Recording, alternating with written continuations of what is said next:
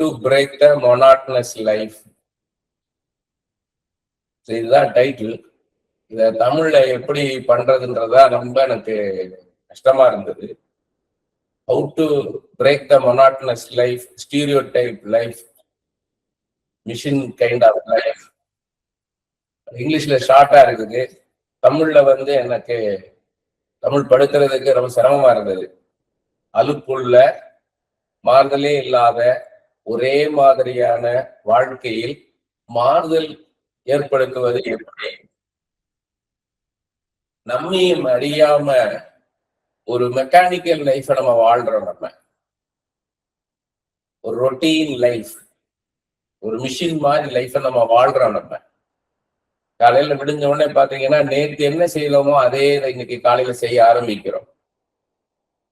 நம்ம டியூட்டி அப்படின்னு நினைக்கிறோம். நம்ம நேற்று என்னெல்லாம் செஞ்சோமோ அதே மாதிரி இன்னைக்கும் அதே மாதிரி காரியங்களை செய்யறோம். காலையில என்ன செய்யணும், மத்தியானம் என்ன செய்யணும், சாயங்காலம் ராத்திரி செஞ்சுட்டு நம்மளுடைய திரும்ப ராத்திரி ஆகிடுது. இப்படி ரொட்டீனா அப்படி ஒவ்வொரு நாளும் நம்ம வாழ்ந்துகிட்டே போறோம். இதை குறித்து அநேகர் என்ன பண்றதுன்னா சிந்திக்கிறது கிடையாது, இதை பத்தி யோசிக்கிறது கிடையாது. நம்ம ஒரு மெக்கானிக்கல் லைஃப், ஒரு ரொட்டீன் லைஃபை நம்ம வாழ்ந்துகிட்டு இருக்கிறோம்ன்றத நிறைய பேர் யோசிக்கிறது கிடையாது. இதுல என்ன தவறு இருக்குது? என்னுடைய கடமையை நான் செய்யறேன், என்னுடைய வாழ்க்கை அனுதினம் என்னுடைய வாழ்க்கையை நான் வாழ்ந்துட்டு போறேன்னு நினைக்கிறான். ஆனா மனிதர்கள் நமக்கு சிந்திக்கிற திறனையும் உணர்கின்ற திறனையும் வச்சிருக்கிறாரு, திங்கிங் வச்சிருக்காரு, ஃபீலிங் வச்சிருக்கிறார் ஆண்டவர். பாத்தீங்கன்னா சிலருக்கு அவங்களுடைய பேஷனே ப்ரொஃபஷனா இருக்கும். ஒரு ஆர்டிஸ்ட் எடுத்துக்கிட்டீங்கன்னா படம் வரைகிறது அவருடைய பேஷன், அதுவே அவருக்கு ப்ரொஃபஷனா இருக்கும், வேலையா இருக்கும்.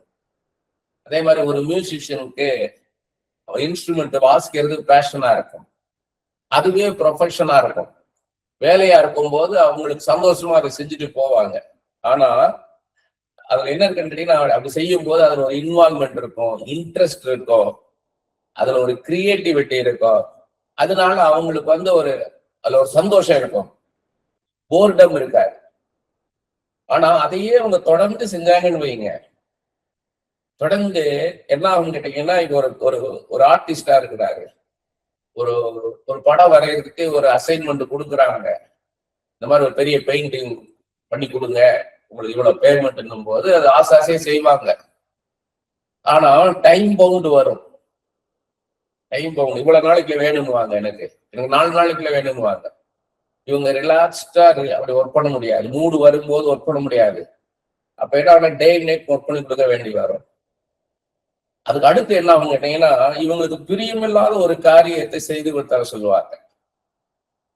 ஒருத்தரை வரைஞ்சு கொடுங்கன்னு வாங்க, இவங்களுக்கு அந்த அந்த அந்த படத்தை பண்றதுக்கு இன்ட்ரெஸ்டே இருக்காது. ஆனா அதை பண்ணி கொடுங்கன்னு கேட்கும் போது இவங்களுக்கு அந்த வெறுப்பு உண்டாகாது, அந்த ப்ரொஃபஷனல் இன்ட்ரெஸ்ட்ன்றது போயிடும், இவங்களுக்கு கஷ்டம் ஸ்டார்ட் ஆகும். அப்ப அவங்களுக்கு என்ன ஆகும் கேட்டீங்கன்னா, இதே மாதிரி ஒரு மிஷின் லைஃப் ஆகும். நிறைய பேர் என்னன்னா, சிலர் என்ன வாழ்க்கையில போராடிக்கிட்டு இருப்பாங்க, அவங்க வாழ்க்கைய தொலைச்சவங்க இருக்காங்க. ஒரு வேலை அவங்க விரும்பி போவாங்க, ஆனா அந்த வேலை அவங்களுக்கு வந்து ஸ்ட்ரெஸ் ஆகிரும். சுத்தி இருக்க கொலீக்ஸால, அவங்க பண்ற பாலிடிக்ஸ்னால இவங்களுக்கு வந்து ஒர்க் பண்ண முடியாது. மேல இருக்கிற சுப்பீரியர் இவங்கள்ட்ட நடந்துக்கிற விதம் வந்து இவங்களை ஹியூமிலேட் பண்றது, இவங்களை இன்சல்ட் பண்றது வந்து இவங்களுக்குள்ள கஷ்டமாயிரும். அடுத்து வந்து பிள்ளைகளால இவங்களுக்கு கஷ்டம் வர ஆரம்பிக்கும்.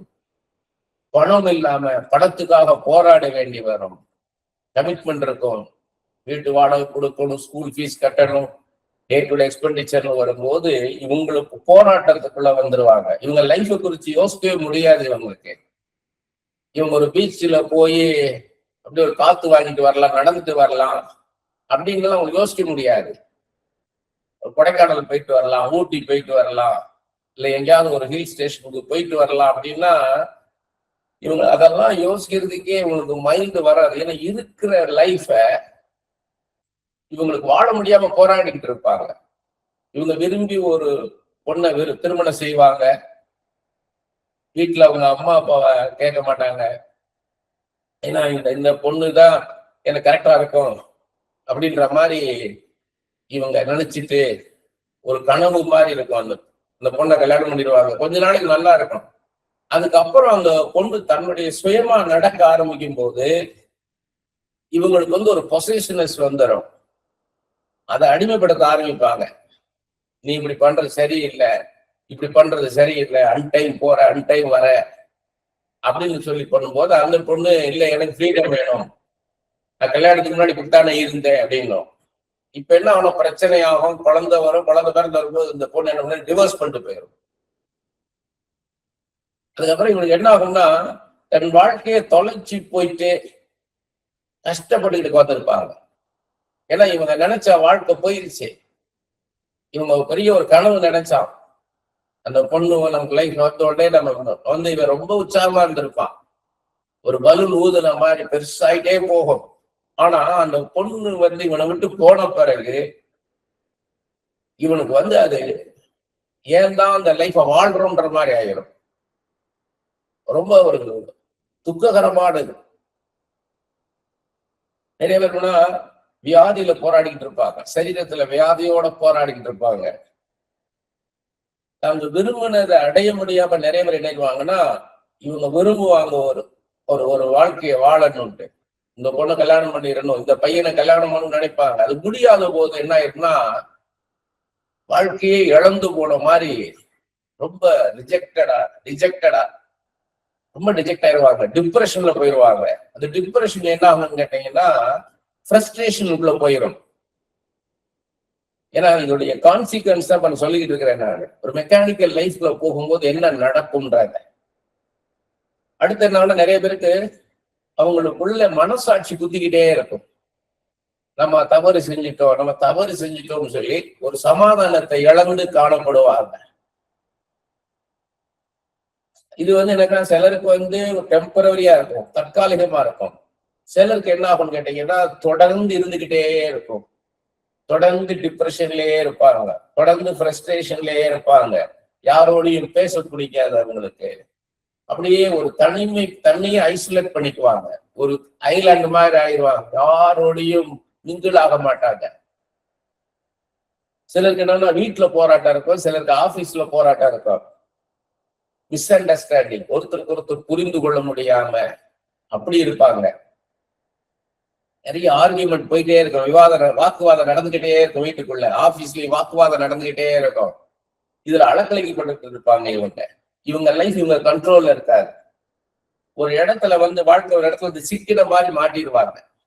அதுல இருந்து இவங்க வெளியே வர முடியாது. அடுத்த கட்டம் என்ன என்பதே இவங்க யோசிக்கவே முடியாது. ஏன்னா தற்போதைய சூழ்நிலை மாறினா போதுன்றதா இருக்கும். ஆனா அது என்ன ரூட்டுன்னு தெரியாம இருப்பாங்க. அதுக்குத்தான் இதை மெடிடேட் பண்றோம். நம்மளுக்கு ஒரு மொனாட்டனஸ் லைஃப் நம்ம அறியாம நம்ம வந்து விழுந்துரும்.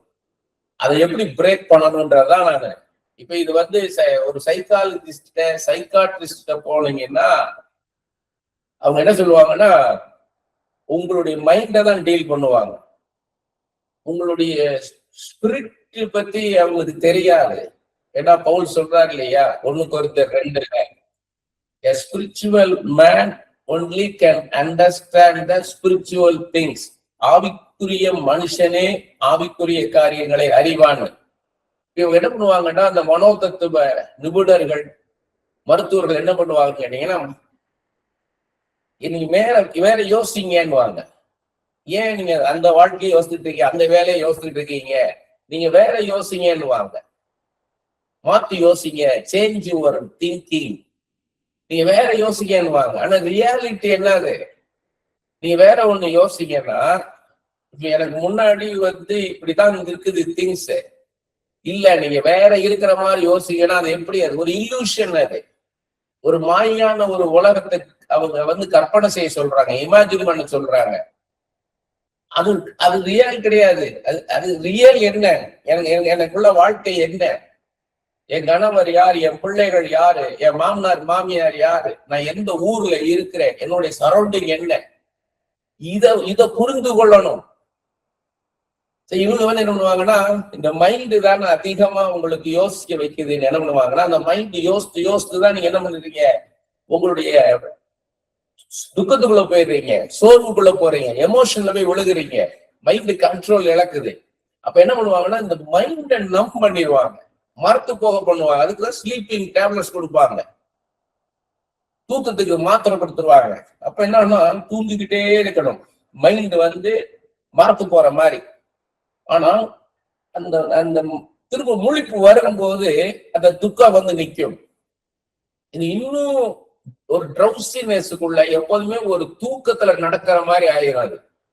ரொம்ப பேத்தட்டிக் கண்டிஷன் அது. சிலர் தாங்களாகவே ஒரு லட்சியமா வச்சிருவாங்க, நம்ம இப்படி வந்துடணும், இப்படி வேலைக்கு போயிடணும், இப்படி பெரிய ஒரு போஸ்டிங் நம்ம போயிடணும், இப்படி ஒரு பெரிய ஒரு பிரபலமாயிடணும் அப்படின்னு சொல்லி ஒரு கனவு வாழ்க்கைய வாழ்வாங்க. அதுக்கு போராடிக்கிட்டே இருப்பாங்க, வாழ்க்கை பூரா அதுலயே போயிடும், ரியல் லைஃப விட்டுருவாங்க. அந்த ஒண்ணு அடையணும், இந்த அடையணும்ன்றதுலயே அவங்க வாழ்க்கை பூரா போய்கிட்டு இருக்கோம். அவங்க சுற்றி யார் இருக்கா, என்ன நடக்குது, இது எல்லாத்தையும் மிஸ் பண்ணிடுவாங்க. அவங்கள சுத்தி யாரெல்லாம் இருக்கிறா, அவங்களோட இவங்க ரிலேஷன்ஷிப் இருக்குதா, இதெல்லாம் இருக்காது. அவங்களுக்கு தேவை அவங்க ஒரு ரீச் ஆகணும், ஒரு கோல், அதுக்கு நேர் போராடிக்கிட்டு இருப்பாங்க. நிறைய பேர் பார்த்தீங்கன்னா இந்த மாதிரி அவங்க லைஃப் பூராவே போய் போராடிட்டே இருப்பாங்க. அவங்க வாழ்க்கை என்ன அவங்க வச்சிருக்காங்க, அவங்களோட வாழ்க்கையை வாழாம இருப்பாங்க. சிலர் என்ன ஒரு இல்லூஷன் லைஃப்ல வாழ்வாங்க, அவங்களா ஒரு மாயான ஒரு வாழ்க்கையில வாழ்ந்துகிட்டு இருப்பாங்க. அவங்க ட்ரெஸ் பண்றது, அவங்க போற லைஃப் எல்லாம் பாத்தீங்கன்னா ஒரு நல்ல ஒரு வருமானம் உள்ள ஒரு மனுஷன் வாழ்ற வாழ்க்கையை வாழ்வாங்க. ஆனா வருமானமே இருக்காது. ரியாலிட்டி பாத்தீங்கன்னா வீட்டுல வருமானம் இருக்காது. ஆனா இவங்க என்ன பண்ணுவாங்கன்னா கடன் வாங்கியாவது ஒரு கார் வாங்கி ஓட்டிட்டு போவாங்க, காஸ்ட்லியான ட்ரெஸ் வாங்கி போட்டுட்டு இருப்பாங்க, பேசுறதெல்லாம் பெரிய பேச்சு பேசுவாங்க.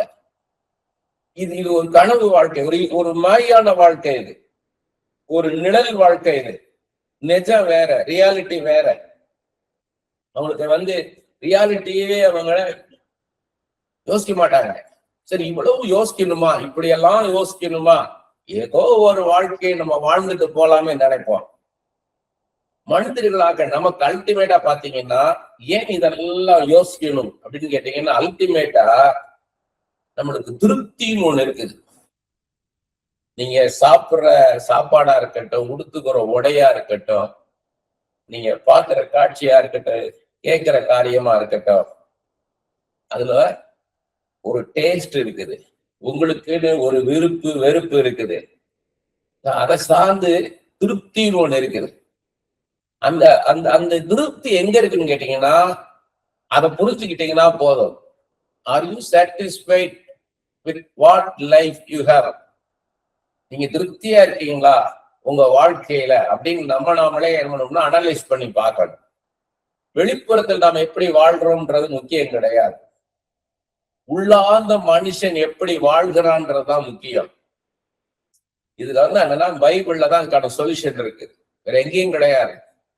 நிறைய பேர் பாத்தீங்கன்னா அந்த இதிகாசங்கள் பேசுறது, புராணங்கள் பேசுற இடத்துல நிறைய கூட்டமா இருக்கும்.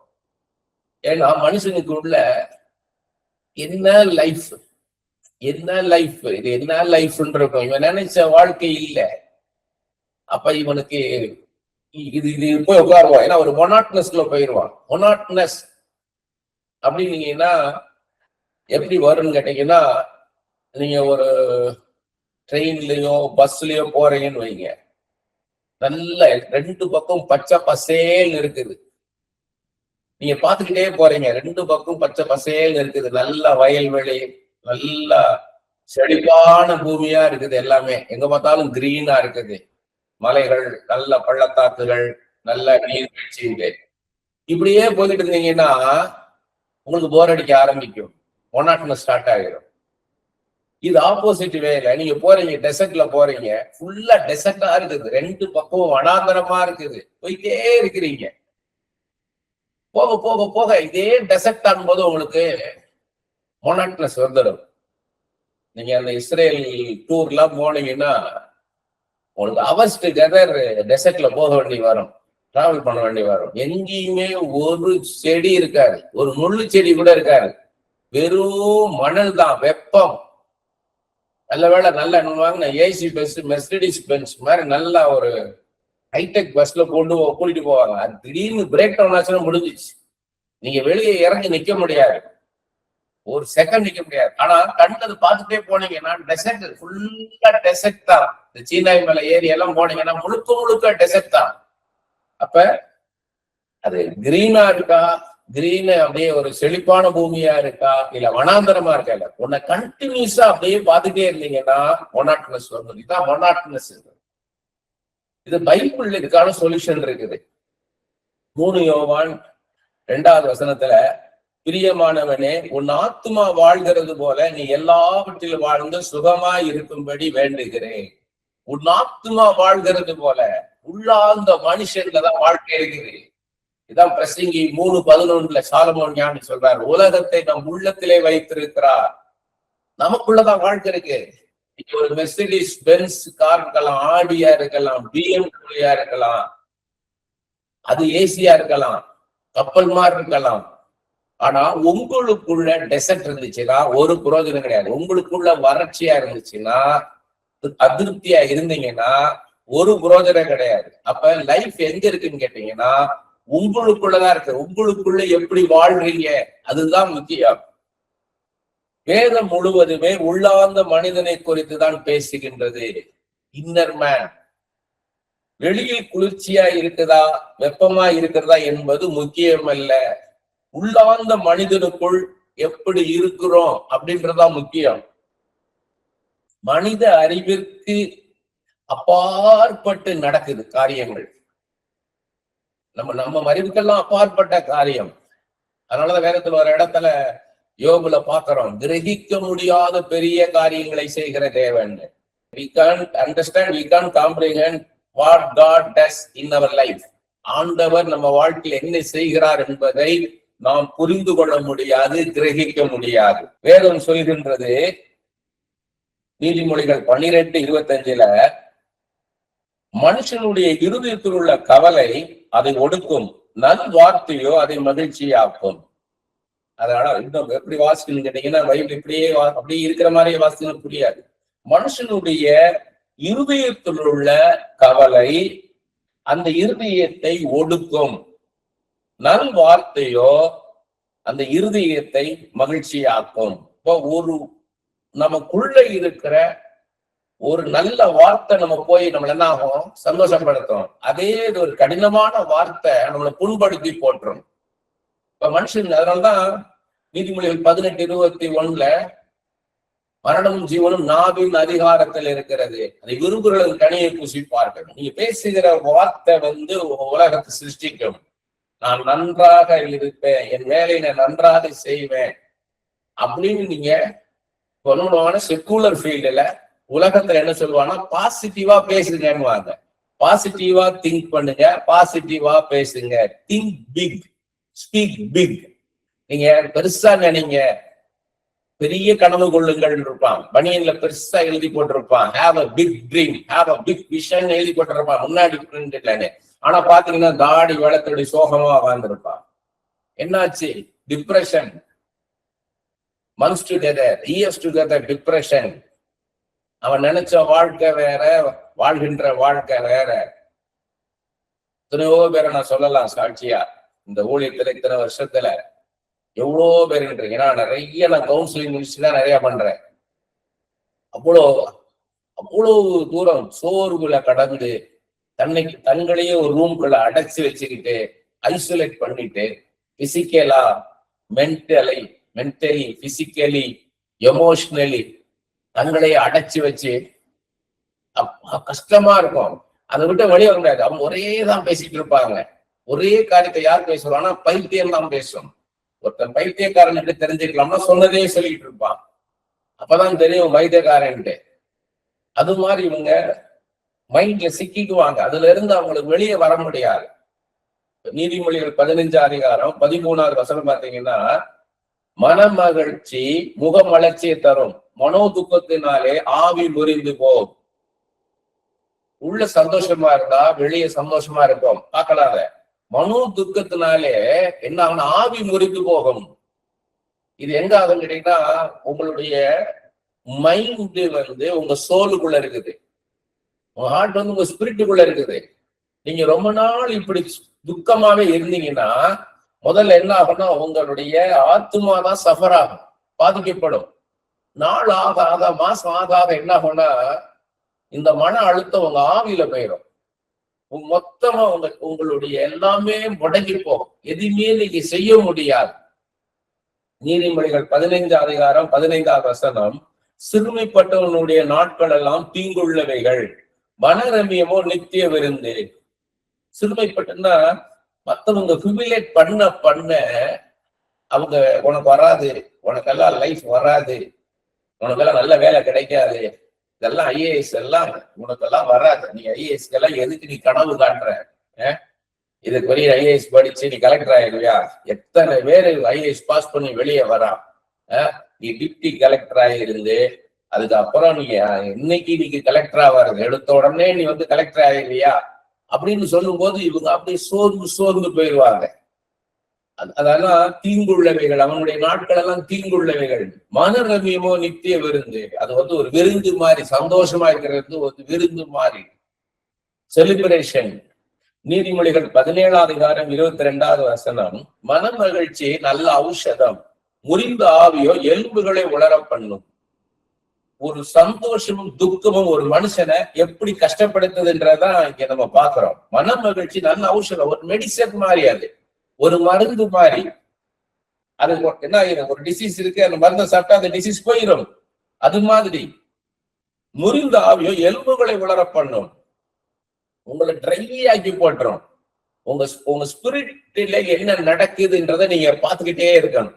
உங்க மைண்ட்ல என்ன நடக்குதுன்றத பார்த்துக்கிட்டே இருக்காங்க. செல்ஃப் அனாலிசிஸ், நம்மை நாமே பரிசோதித்து பார்ப்போமானால், நம்மை நாமே சோதித்து பார்ப்போமானால் பவுல் சொல்றது அதுதான்.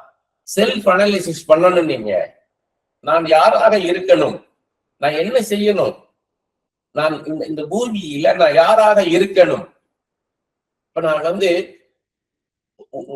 ஒரு செகுலர் ஃபீல்டுல நல்ல எஜுகேஷன் வேணும்னு வைங்க.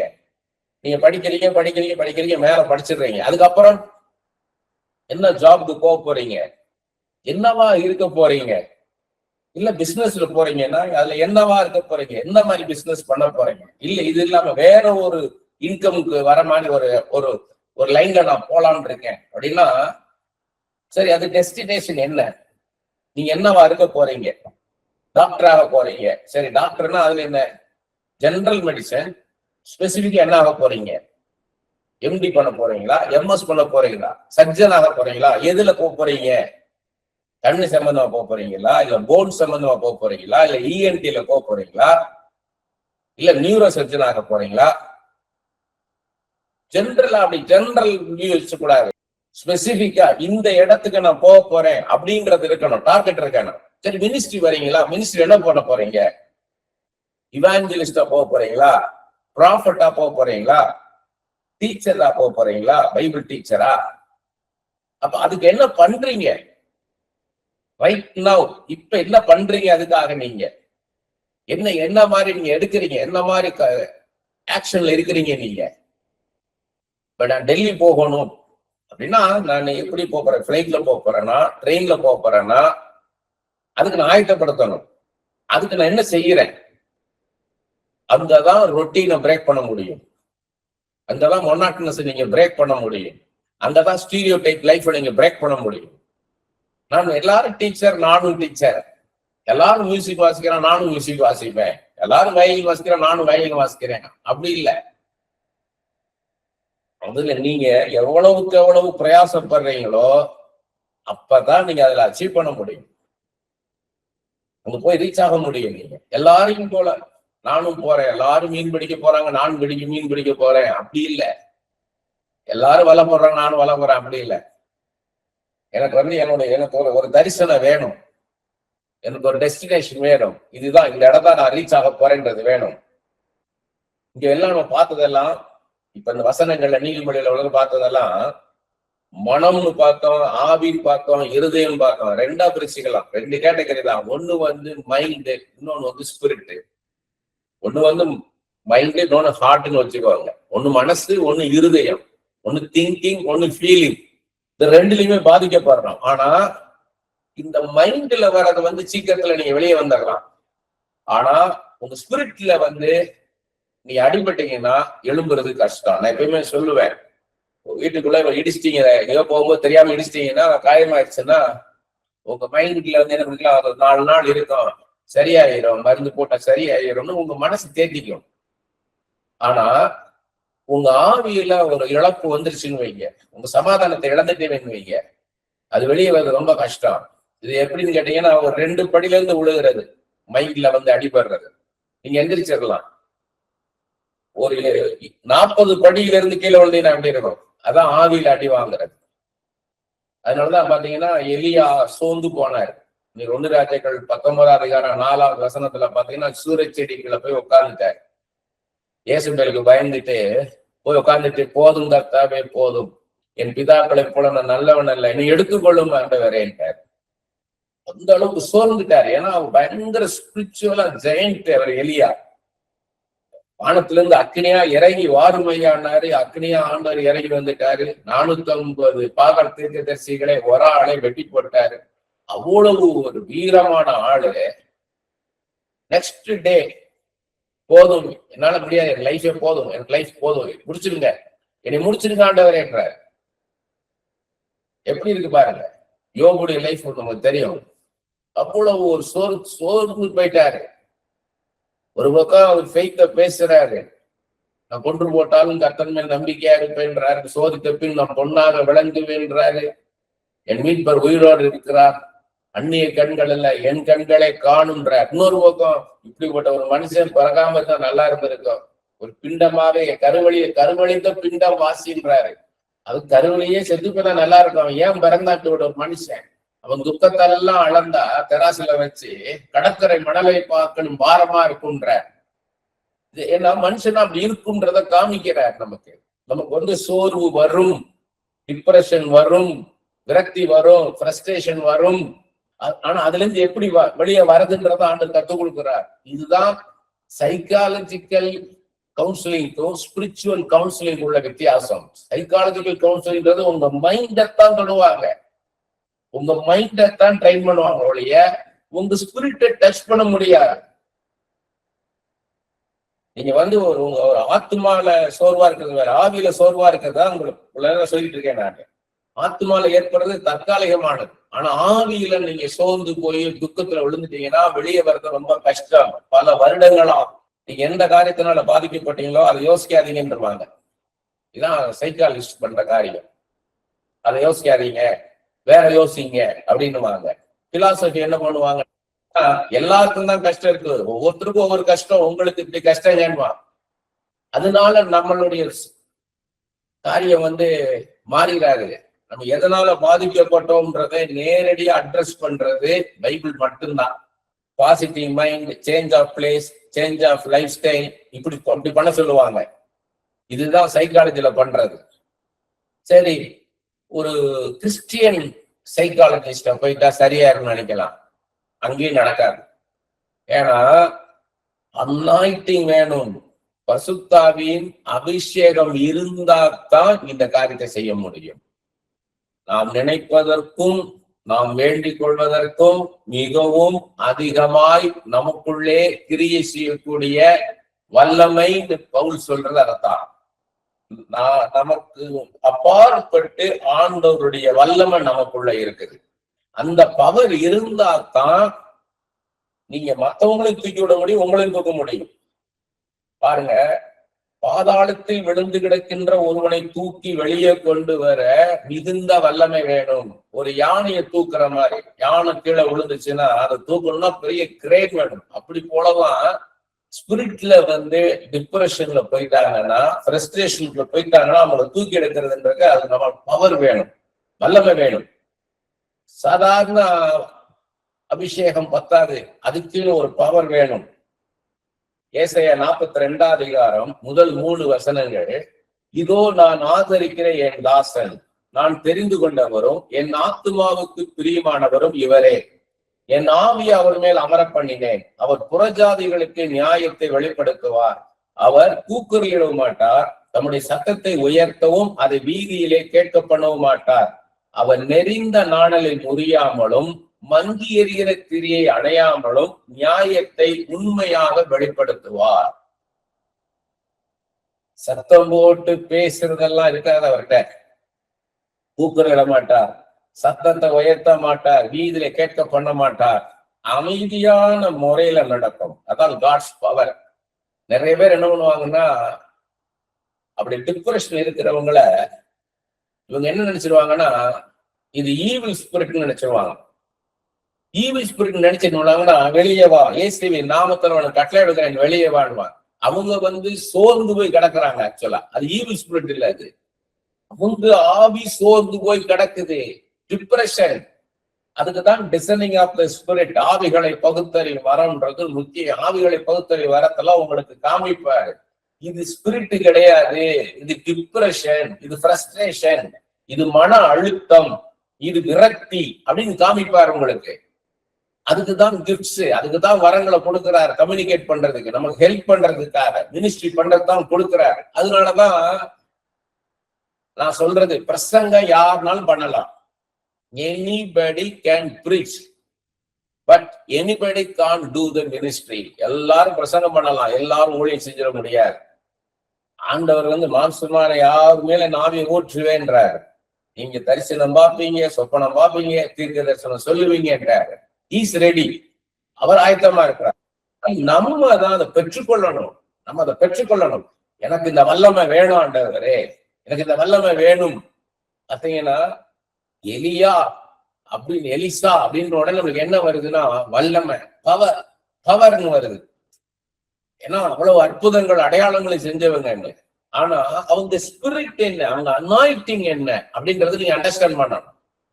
அப்படி அண்டர்ஸ்டாண்ட் பண்ணீங்கன்னா, மல்கியால கடைசி அதிகாரத்துல சொல்றாரு, எலியாவின் ஆவி, the spirit of Elijah என்ன சொல்றாரு, பிதாக்களுடைய இருதயத்தை பிள்ளைகளிடத்திலும் பிள்ளைகளுடைய இருதயத்தை பிதாக்களிடம் திருப்பும்படியான ஆவிதான் எலியாவின் ஆவி. அதுதான் அனாயிட்டிங்.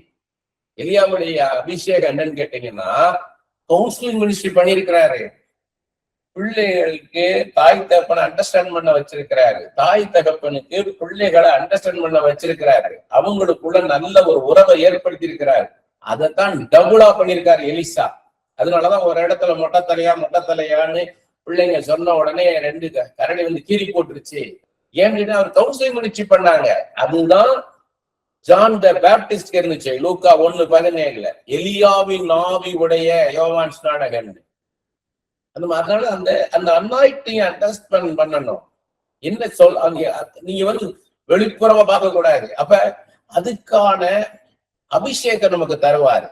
பாருங்க, நெறிந்த நாணலை முறியாமலும் மங்கி எரிகிற திரையை அணையாமலும் நியாயத்தை உண்மையாக வெளிப்படுத்துவார். ஃபால்ஸ் ஹோப் கொடுக்கறது இல்ல, மாயை உருவாக்குறது இல்ல, ரியாலிட்டி, நியாயத்தை உண்மையாக வெளிப்படுத்துறது.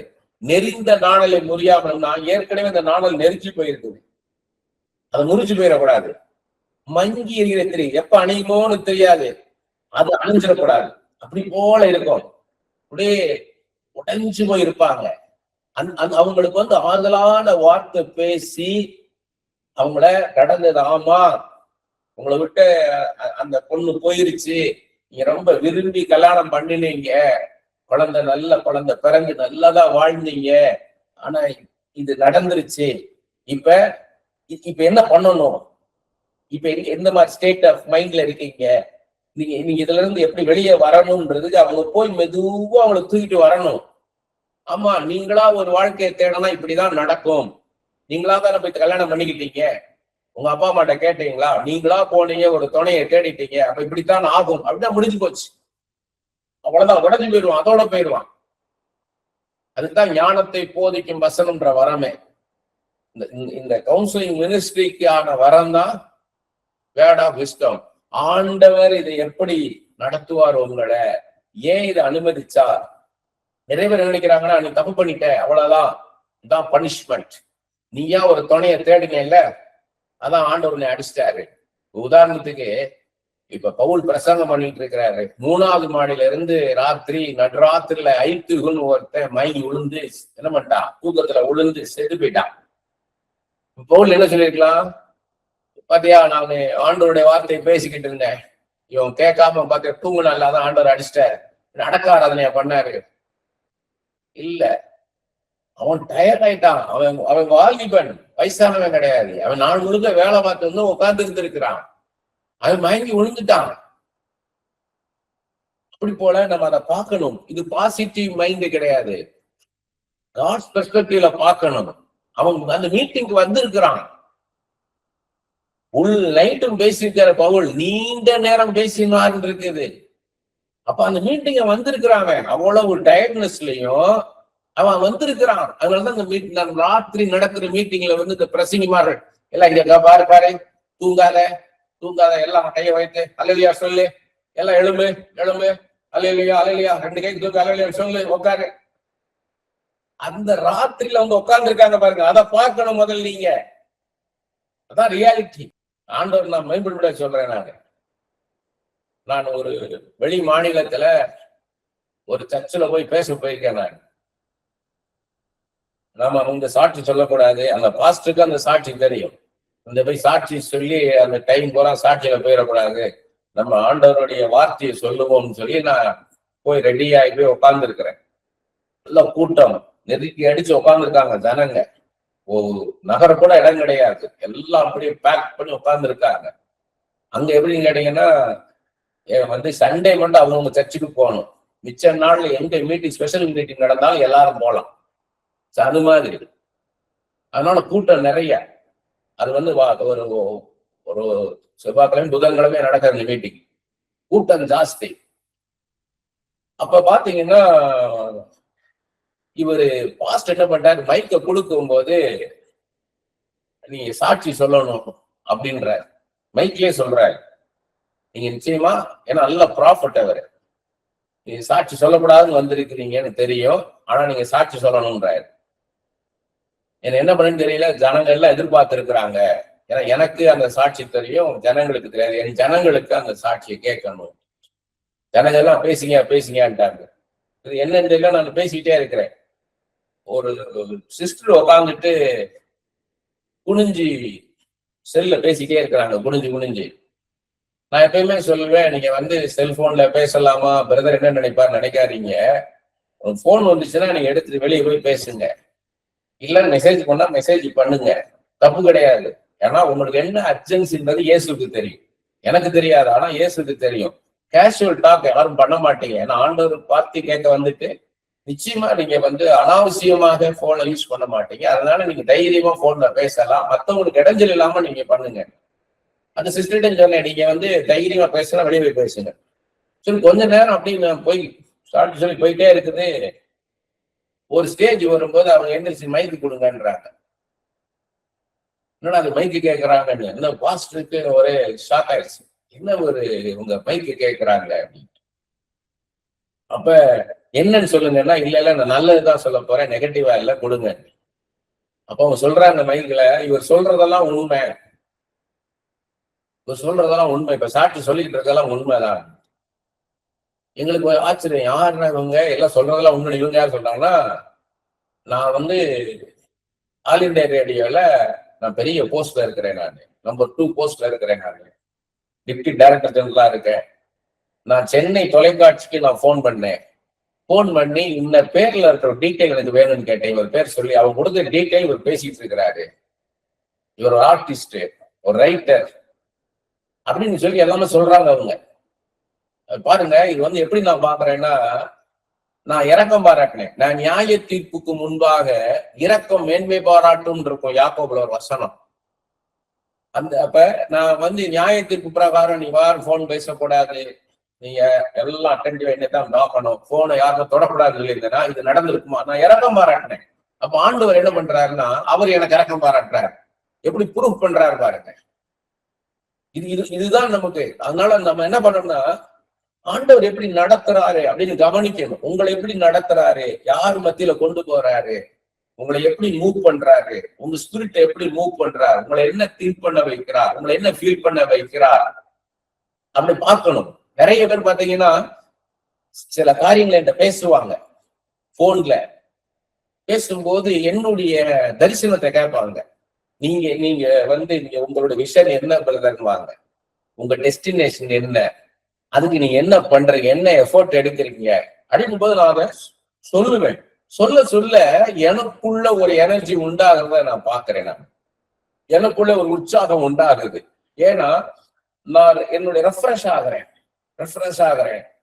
நான் கிளியர் ஆகிறேன், இன்னும் நான் கிளியர் ஆகிறேன். கொஞ்சம் குழப்பமா இருந்தாங்க. நீங்க வந்து ப்ராஃபஸி சொல்றீங்க, ஆனா டீச் பண்றீங்களேன்னாங்க. ஏன்னா ஒரு ஒரு டீச்சர் வந்து ஒரு ப்ராஃபட்டா இருக்க முடியாது, ஒரு ப்ராஃபட் ஒரு டீச்சரா இருக்க முடியாதுன்றது அவங்க கான்செப்ட். ஏன்னா ப்ராஃபட்ன்றவங்க வந்து சொல்லுவாங்க, என்ன ஆண்டவர் சொன்னா சொல்லிட்டு போயிட்டே இருப்பாங்க, அவங்கள யாரும் உட்கார வைக்க முடியாது. ஆனா டீச்சர்ன்றவங்க மந்த்ஸ் டுகெதர், இயர்ஸ் டுகெதர் இருந்து பொறுமையா டீச் பண்ணுவாங்க. இது எப்படி இந்த ரெண்டு கான்ட்ராஸ்ட் எப்படி நடக்குன்னு எனக்கு தெரியாது. ஆண்டவர் என்னை பயன்படுத்துறார். இன்னைக்கு இது வந்து என்ன ஆகுது கேட்டீங்கன்னா, இப்ப அதை அண்டர்ஸ்டாண்ட். இதுக்கு உதாரணம் சிம்பிளா நீங்க அதை எப்படி உனக்கு புரிஞ்சுக்கலாம்னா, இயேசு கிறிஸ்து தான் நமக்கு 4 மாடல். நமக்கு முன் உதாரணம் இயேசு கிறிஸ்து தான். 3 நாள் பேசுறார். மலை பிரசங்கத்தை எடுத்துக்கோங்க, டே நைட் பேசுறாரு, எல்லாரும் உட்கார்ந்து கேட்கிறாங்க. 3 நாள் பேசுறார். 3 நாளைக்கு பிறகு தனித்தனியா எல்லாத்துக்கும் ஜெபம் பண்ணியிருப்பார், தனித்தனியா தீர்க்க தரிசனம் சொல்லியிருப்பாரு எல்லாருக்குமே. இதுல இந்த 3 நாள் பேசுனதுக்கும் கடைசியில அவர் ஒவ்வொருத்தருக்கா ஜெபம் பண்ணி சொன்னதுக்கு என்ன வித்தியாசம்? அவர் கடைசியிலான தீர்க்க தரிசனம் சொன்னார்னு இருப்பீங்க, ஒவ்வொருத்தருக்கும் பர்சனல் ப்ராபசி சொல்லியிருக்கிறாரு. அந்த 3 நாள் பேசுனது என்னது அப்படின்னு கேட்டீங்கன்னா, 3 நாள் வாழ்க்கையை பத்தி தான் பேசியிருக்கிறாரு. ஒரு மனுஷனுடைய வாழ்க்கை எப்படி இருக்கும், இவ்வளவு நேரம் நான் பேசிட்டு இருக்கிறேன், இதுதான் ப்ராபசி. ஆண்டவர் பேசுறதுதான் ப்ராபசி. உங்க லைஃப் எப்படி இருக்கும், உன் வாழ்க்கையில டிப்ரெஷன் எப்படி வரும், ஃப்ரஸ்ட்ரேஷன் எப்படி வரும், நீ இப்ப இருக்கிற லைஃப் இப்படியே மெக்கானிக்கலா போய்கிட்டே இருந்தேன்னா, ரொட்டீன் லைஃப்ல இருந்தேன்னா நீ டிப்ரெஷன்ல போவ, ஃப்ரஸ்ட்ரேஷன்ல போவ அப்படின்னு சொல்றாரு. அதுக்குதான் நீ அதுக்குள்ள போகாம இருக்கிறதுக்கு என்ன பண்ணணும், உன் மைண்ட் ரினியூ பண்ணணும். நீ என்ன திங்க் பண்ணணும்? ரோமர் 12:2, நீங்கள் இந்த பிரபஞ்சத்திற்கு ஒத்த வேஷம் தெரியாமல், எல்லாரும் செய்யறாங்க அதனால நானும் செய்யறேன், எல்லாரும் டீச்சரா இருக்காங்க, எல்லாரும் பிசினஸ் பண்றாங்க, எல்லாரும் இப்படி இப்படி இன்கம் இப்படி பண்றாங்க, எல்லாரும் ஹோம் மேக்கர் எல்லாம் இப்படித்தான் இருக்கிறாங்க. இந்த பிரபஞ்சத்திற்கு ஒத்த வேஷம் தெரியாமல் தேவனுடைய நன்மையும் பிரியமும் பரிபூர்ணமான சித்தம் இன்னதென்று பகுத்தறியத்தக்கதாக உங்கள் மனம் புதிதாகிறதுனாலே மறுரூபமாகுங்கள். Christ mind வேணும்ன்றாரு. பிலிப்பியர் 2:5 கிறிஸ்து இயேசுவின் சிந்தையை நமக்குள்ள உண்டாக கடவுதுன்றாரு. இது எப்படி உண்டாகும், நம்ம எப்படி நம்ம மைண்ட் என்ன எப்படி யோசிக்கிறதுன்னு கேட்டீங்கன்னா, எபிரேயர் 4:12 பாருங்க. எபிரேயர் 4:12 இந்த வார்த்தைக்குள்ள இருக்க பவர் பாருங்க. தேவனுடைய வார்த்தையானது ஜீவனும் வல்லமை உள்ளதாகவும், அதுல வந்து ஒரு லைஃப் இருக்குது, ஒரு பவர் இருக்குது, ஒரு உயிர் இருக்குதுன்றார். இந்த வார்த்தையில உயிர் இருக்குது, லைஃப். இது மிச்ச புஸ்தகம் மாதிரி கிடையாது, பவர் இருக்குதுக்குள்ள. அது வந்து எப்படி இருக்குன்னா, வல்லமை இருக்குதுன்றார். ஜீவன் இருக்குது, வல்லமை இருக்குது, இருபுறமும் கருக்குள்ள எந்த பட்டயத்திலும் கருக்கானதாயும். நீங்க போய் சொல்லியிருக்கிற இரு கருக்குன்னா இந்த பக்கமும் ஷார்ட், இந்த பக்கம் ஷார்ட். நீங்க அந்த ஆபரேஷன் தியேட்டர்ல உள்ள அந்த பிளேடு பாத்தீங்கன்னா சினோண்டா இருக்கும், அது அவ்வளவு ஷார்ப்பா இருக்கும். நீங்க அது வெர்டிகலாவும் யூஸ் பண்ணலாம், ஹரிசான்டலாவும் யூஸ் பண்ணலாம், எப்படினாலும் சரி. இப்படியும் போடலாம், இப்படியும் போடலாம், இப்படியும் போடலாம், இப்படியும் போடலாம். உள்ள சொல்லிக்கிட்டீங்கன்னா எந்த பக்கம் போடலாம், எல்லா பக்கமும் அது ஷார்ப்பா இருக்கும். அதுதான் சொல்றாரு, இருபுறமும் கருக்குள்ள எந்த பட்டயத்திலும் கருக்கானதாயும் ஷார்ப் உள்ளது, ஆத்மாவையும் ஆவியையும் கணுக்களையும் ஊனையும் பிரிக்கத்தக்கதாக. அப்படின்னா உங்களுடைய, நான் ஏற்கனவே சொன்னேன், நம்மளுடைய மைண்டு நம்மளுடைய ஹார்ட் இந்த ரெண்டு மிக்ஸ் ஆகி கிடக்கும். சோர்ந்து போயிட்டீங்கன்னா உங்களுக்கு உங்க மனசாட்சி ஒர்க் பண்ணாது, உங்க மனசு ஒர்க் பண்ணாது, உங்களுடைய இன்ட்யூஷன் ஒர்க் ஆகாது, ஃபுல்லா அப்படியே டிப்ரெஷன் இருக்கும். இப்ப இந்த வார்த்தையை நீங்க படிக்க படிக்க இதெல்லாம் செப்பரேட் ஆயிடும். அதான் மினிஸ்ட்ரி, அதுதான் ரியல் மினிஸ்ட்ரி. நீங்க பேசும்போது அவங்க உங்களுக்குள்ள அப்படியே வெளியே தூக்கிட்டு வரும், கரெக்டா எல்லாத்தையும் சேனலைஸ் பண்ணுவாரு. அவங்களுடைய சோல் தனியா வந்துடும், ஸ்பிரிட் தனியா வந்துடும். அந்த வேர்டை நீங்க படிச்சுக்கிட்டே இருந்தீங்கனாலே போதும், இந்த வார்த்தை நீங்க படிச்சுக்கிட்டு தானே போகும். கணுக்களையும் ஊனையும் பிரிக்கத்தக்கதாகனா உங்களுடைய இந்த சதை இருக்குது, இதுக்குள்ள எலும்பு இருக்குது, அந்த எலும்புக்குள்ள ஊன் இருக்குது. இது எல்லாத்துக்குள்ளும் பவர் போகும். உங்க ஆவி, ஆத்மா, சரீரம் முழுவதும் ஹீலிங் நடக்குங்க. இந்த வார்த்தையை படிக்க படிக்க உங்களுடைய என்ன டிசீஸ் இருந்தாலும் ஹீல் ஆயிரும். சங்கீதம் 107:20 வசனத்தை அனுப்பி சுகப்படுத்துவார்ன்றதுதான். உங்க மைண்ட் ஹீல் ஆயிரும், உங்க ஸ்பிரிட் ஹீல் ஆயிரும், உங்க பாடி ஹீல் ஆயிரும். எந்த விதமான டிசீஸா இருந்தாலும் சரி, இந்த வார்த்தை நீங்க படிச்சுக்கிட்டே இருந்தீங்கனாலே போதும். நிறைய பேர் குழம்பிக்கிட்டே கிடக்குது. எதுனாலதான் ஒரே இதை பேசிக்கிட்டே இருப்பாங்க. Confusion confusion. ஏன் கன்ஃபியூஷன்? கன்ஃபியூஷன் என்ன? கிளாரிட்டி இல்ல. ஏன்னா 2 மைண்ட் ஒர்க் ஆகுது. ஒரு மைண்ட் இருந்தா கிளாரிட்டி, டபுள் மைண்ட் வந்தா கன்ஃபியூஷன். இதை செய்யலாமா, இப்படி செய்யலாமா, இப்படி செய்யலாமா? ஏன்னா அவங்க வார்த்தையை படிக்கல. வார்த்தையை படிச்சா இந்த பவர் போய் அவங்க நிறுத்திடும், கிளாரிட்டி வந்துடும். அது அடுத்ததுல சொல்றாரு பாருங்க, இருதயத்தின் நினைவுகளையும் யோசனைகளையும் வகையறுக்கிறதாயும் இருக்கிறது. நீங்க நினைக்கிற நினைவு சரிதானா, நீங்க ஃபீல் பண்றது சரிதானா, நீங்க இமேஜின் பண்றது சரிதானான்றத இது போய் கரெக்ட் பண்ணிரும். இது உங்க அறிவுக்கு அப்பாற்பட்டு நடக்கிறது, உங்க அறிவின்படி நடக்கிறது இல்ல. இதுதான் இது மேஜிக்கோ ட்ரிக்கோ கிடையாதுங்க. இது மேஜிக்கோ ட்ரிக்கோ கிடையாது.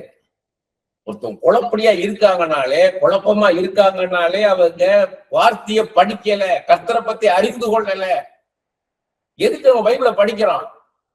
நான் வணங்குகிற தெய்வம் யார், எப்படிப்பட்ட தெய்வத்தை அவன் வணங்குகிறோம், அவருடைய குணாதிசயங்கள் என்ன, அவருடைய பவர் என்ன, அவரால என்ன செய்ய முடியும். அது படிக்க படிக்க படிக்க உங்களை மீறிக்கிட்டு பவர் ஒர்க் ஆகும் உங்களுக்குள்ள. நான் எப்படி ப்ராஃபஸி சொல்றேன்னா, இதுதான் சீக்ரெட். நான் யோசிக்கிறது கிடையாது.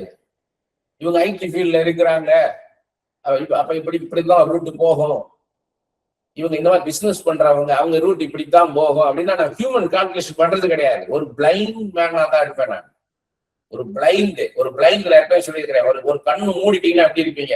உங்களுக்கு எங்க லெஃப்ட் எது, ரைட் எது, எது ஈஸ்ட் எது, வெஸ்ட், நார்த் எது, சவுத் எதுவுமே தெரியாது. எந்த மனுஷன் நிக்கிறான், எந்த மனுஷன் நிக்கிறான்னு உங்களுக்கு தெரியாது. அப்படின்னு ஆண்டவர்கிட்ட கேட்கும் போது ஆண்டவர் உங்கள்கிட்ட பேசுவார். அதுக்கு நீங்க செய்ய வேண்டியது வார்த்தையை படிச்சுக்கிட்டே இருந்தீங்கனாலே போதும். உங்களுக்குள்ள அந்த ப்ராஃபிட் கிஃப்ட் ஆபரேட் ஆக ஆரம்பிச்சிடும். ஆனா மைண்ட் கரெக்டா அண்டர்ஸ்டாண்ட் பண்ணணும். ஒரு இடத்துல நீங்க சாதாரணமா ஒரு 4 பேர் சேர்ந்து ஜெபிக்கும் போது நீங்க ஜெபிச்சிடுறீங்க. 4000 பேர் இருக்க இடத்துல ஜெபிக்க சொல்லும் போது எப்படி இருக்கும்? 40,000 பேர் இருக்க இடத்துல ஜெபிக்க சொன்னா எப்படி ஜெபிப்பீங்க? 5 லட்சம் பேர் இருக்க இடத்துல ஜெபிக்க சொன்னா எப்படி ஜெபிப்பீங்க? உங்க மைண்ட் எவ்வளவு அலர்ட்டா இருக்கணும். ஏசாயா 50:4 இளைப்படைந்தவனுக்கு, இருதயத்துல இழைச்சி போனவங்க, சோர்ந்து போனவங்க, சமாதானத்தை இழந்தவங்க, இளைப்படைந்தவனுக்கு சமயத்துக்கேற்ற வார்த்தை சொல்ல நான் அறியும்படிக்கு கர்த்தராகிய ஆண்டவர் எனக்கு கல்விபாணி நாவை தந்தருளினார். காலைதோறும் என்னை எழுப்புகிறார். கற்றுக்கொள்ளுகளைப் போல நான் கேட்கும்படி என் செவியை கவனிக்க செய்கிறார். நீங்க இந்த பைபிளை படிக்க படிக்க படிக்க இந்த பவர் உங்களுக்குள்ள வரும். இந்த பவர் வந்துடும். இந்த பவர் உங்களுக்குள்ள யார்கிட்ட பேசுறோம், எதுக்கு பேசணும், எப்படி பேசணும். ஏன்னா ஒரு இடத்துல சொல்றாரு இல்லையா ஆண்டவர், என்னத்தை பேசுவோம், எப்படி பேசுவோம் என்று பயப்படாதிருங்கள். அந்த நாளிகையிலே, அந்த சனப்பொழுது பரிசுத்த ஆவியானவர் உங்கள் உள்ளத்திலே பேசுவார். அப்படி போல இந்த வார்த்தை நீங்க படிச்சுக்கிட்டே இருந்தீங்கன்னா இந்த வார்த்தை உங்களுக்குள்ள யோசிக்க வைக்கும். உங்களை ஃபீல் பண்ண வைக்கும். அவங்க மைண்ட் எப்படி இருக்குது, அவங்க அண்டர்ஸ்டாண்டிங் கெப்பாசிட்டி எப்படி, அவங்க ஃபீலிங்ஸ் எப்படி, அவங்க லைஃப்ல எவ்வளவு கஷ்டப்பட்டு வந்திருக்கிறாங்க. அப்ப அதை என்ன மாதிரி பேசணும், அது கரெக்டா டயக்னோஸ் பண்ண வைப்பாரு உங்களை. Right word at right movement பேச வைப்பாரு உங்களை. பாருங்க, ஏசாயா 61:1 முதல் 3 இதே இது லூக்கா 4:18-19 இருக்குது. ஏசாயா 61 முதல் 3 படிக்கிறேன். கர்த்தராகிய தேவனுடைய ஆவியானவர் என்மேல் இருக்கிறார். சிறுமைப்பட்டவர்களுக்கு சுவிசேஷத்தை அறிவிக்க கர்த்தர் என்னை அபிஷேகம் பண்ணினார். இந்த மாதிரி மற்றவங்களால புறக்கணிக்கப்பட்ட, ஆகாது தள்ளப்பட்டவர்களுக்கு, அடிமையா இருக்கிறவங்களுக்கு, அவங்களுக்கு சுவிசேஷத்தை அறிவிக்க கர்த்தர் என்னை அபிஷேகம் பண்ணினார். அப்படிப்பட்ட அனாயிட்டிங்க பவரை உங்களுக்கு ஆண்டவர் தருவார். அந்த கிஃப்ட் உங்களுக்குள்ள ஆபரேட் ஆகும். இருதயம் நொறுங்குண்டவர்களுக்கு காயம் கட்டுதலையும், இது ஒரு காயம் கட்டுதல்ன்றாரு. இருதயத்துல காயம் இருக்கும். இந்த சைனீஸ் செக்கர்னு ஒரு கேம் உண்டு, எத்தனை பேருக்கு தெரியும் தெரியாது. ஒரு ஸ்டார் மாதிரி போட்டிருக்கும், அதுல பள்ளம் பள்ளமா இருக்கும், அதுல பால் வச்சு விளையாடுவாங்க. அப்படி போல இருக்கு இருதயத்தை உங்களுக்கு காமிப்பாரு. பள்ளம் பள்ளமா இருக்கும், அதுல சின்ன பள்ளம் பெரிய பள்ளம் இருக்கும். நிறைய பேருக்கு கீரலா இருக்கும், நிறைய பேருக்கு தழும்புகள் இருக்கும், நிறைய பேருக்கு புண்ணு இருக்கும் இருதயத்துல. அதை உங்களுக்கு காமிப்பாரு. இவங்களுக்கு இப்படி ஆயிருக்காங்க பாரு. இது காயம்னா இப்ப சமீபமா நடந்துக்குன்னு அர்த்தம். தழும்பா இருக்கும், பல காலமா அவங்கள இரிட்டேட் பண்ணி அவங்கள போட்டு அவங்கள கஷ்டப்படுத்தி இருப்பாங்க. அப்ப அவங்களுக்கு அது தழும்பு மாதிரி இருக்கும். இதை அவங்களுக்கு காமிப்பாரு. அதான் சொல்ற, அவங்களுக்கு காயம் கட்டுதல். ஆறுதலான வார்த்தையை சொல்லணும், ஒரு மருந்து மாதிரி இருக்கணும் உங்க வார்த்தை. சிறைப்பட்டவர்களுக்கு விடுதலையும். நிறைய பேர் சிறைப்படுத்தப்பட்ட மாதிரி இருப்பாங்க. அவங்க வீட்டுல ஒரு அடிமை இருப்பாங்க, அவங்க சூழ்நிலை கைதியா இருப்பாங்க, இல்லைன்னா மனுஷர்களால அவங்க அடிமைப்படுத்தப்பட்ட மாதிரி இருப்பாங்க. அவங்களுக்கு விடுதலை உண்டாகிற மாதிரி வார்த்தைகளை பேச வைப்பாரு. கட்டுண்டவர்களுக்கு கட்டவிழ்த்தலுக்குரியும். நிறைய பேர் அப்படி பைன் பண்ண மாதிரி இருப்பாங்க, அவங்களால எழுப்பவே முடியாது. அவங்களுக்கு அப்படியே என்னடா இப்படி இருக்காங்கன்னு இருக்கும். அவங்களுக்கு ஏத்த வார்த்தை சொல்ல வைப்பாரு. கர்த்தருடைய அனுகிரக வருஷத்துக்கு அவங்களுக்கு எப்ப விடுதலை உண்டாகும் சொல்ல வைப்பாரு. நம்முடைய தேவன் நீதி சரிக்கட்டும் நாளை அவங்களுக்கு எதிராக நடக்கிறவங்களுக்கு என்ன செய்வார், எப்ப நீதி செய்வார். அதான் நீதி சரிக்கட்டும் நாளையில் கூறவும், துயரப்பட்ட அனைவருக்கும் ஆறுதல் செய்யவும். ஆறுதல் இதான் ரொம்ப முக்கியம். நிறைய பேர் இந்த மனதுருக்கம் எப்படி வரும் கேட்பாங்க. மனதுருக்கத்தினால என்னை நிரப்புங்கப்பா அப்பா, ஸ்பிரிட் ஆஃப் கம்பேஷனால என்னை நிரப்புங்கப்பா. மனதுருக்கத்தின் ஆவி அப்படிலாம் வராது. மனதுருக்கத்தின் ஆவியால் நிரப்புங்கப்பான்னு வராது. ஒருத்தன் கஷ்டப்படுற ஜனத்தோடைய கஷ்டத்தை உணர்ந்தீங்கன்னா போதும். சகோதரி சமீபத்துல போன்ல பேசினாங்க. ஒரே பையன் கணவரை இழந்தாங்க, கணவர் இல்ல. அப்ப அதை சொல்லும் போது மனசுக்கு அவ்வளவு கஷ்டமா இருக்கு. என்ன ஏன் அந்த கஷ்டம் வருதுன்னு கேட்டீங்கன்னா, இது வெறும் எமோஷன்ல வர்றது கிடையாது. எமோஷன் இருக்குது, பட் ஸ்பிரிட்ல என்ன ஆண்டவரே என்பது அந்த துக்கத்தை உங்களை உணர வைப்பாரு. அந்த பையன் அவங்க எவ்வளவு கஷ்டப்பட்டு படிக்க வச்சிருப்பாங்க, அவனுக்கு படிக்க வச்சு வேலைக்கு போறான். அப்ப இத்தனை வருஷம் ஒரு விதவையா இருந்து இவங்களுக்கு வருமானம் எப்படி வந்திருக்கோம், என்ன வேலை பார்த்திருப்பாங்க, அந்த பையனை எவ்வளவு கஷ்டப்பட்டு படிக்க வச்சிருப்பாங்க. அப்ப எவ்வளவு ஒரு கனவோடு இருப்பாங்க அந்த பிள்ளைய குறித்து. என் பிள்ளை எல்லா ஒரு வாழ்க்கையை வாழணும். நான் அதை காட்டிலும் அந்த சகோதரி சொன்ன வார்த்தை, என் பையன் ஆண்டவரை அறிந்து கொள்ளணும். நான் அறிந்து கொண்டேன், என் புருஷன் அறியல, அவர் ஏத்திஸ்டா இருந்திருக்காரு, கடவுளே இல்லைன்னு இருந்திருக்கிறார். ஆனா என் பையன் ரெண்டும் கட்டானா இருக்கிறான். அவன் ஆண்டவரை அறிந்து கொள்ளணும், ஆண்டவரை அறிந்து கொள்ளணும். எவ்வளவு பேர் உன்னதமான ஒரு தரிசனம் பிள்ளைய குறித்து. அவன் ஆண்டவரை அறிஞ்சிட்டா போதும், இயேசு அறிஞ்சிட்டா போதும், நன்மை கிருபை எல்லாம் வாழ்நாளெல்லாம் அவன் பின்தொடரும். அதான் அவர் பாருங்க, 2 கொரிந்தியர் 1:3 பவுல் சொல்றாரு, ஆண்டவரை இரக்கங்களின் பிதா, இரக்கங்களின் பிதா. அவர் இரக்கம் பாராட்டுறதுல அவர் இரக்கத்துக்கு பிதான்ற கடவுள்ன்றாரு. சகல விதமான ஆறுதலின் தேவன், சகல விதமான ஆறுதலின் தேவன். ஆறுதலின் தேவன்னா வேற, சகல விதமான ஆறுதல்னா நிறைய பேர் சரீர ரீதியா கஷ்டப்படுவாங்க வியாதியில, அவங்களுக்கு ஏற்ற ஆறுதலான வார்த்தை பேசணும்.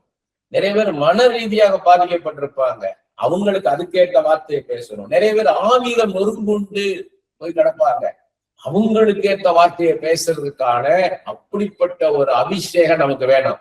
அப்பத்தான் உங்களுக்கு அந்த மனதுருக்கம் உண்டாகும்.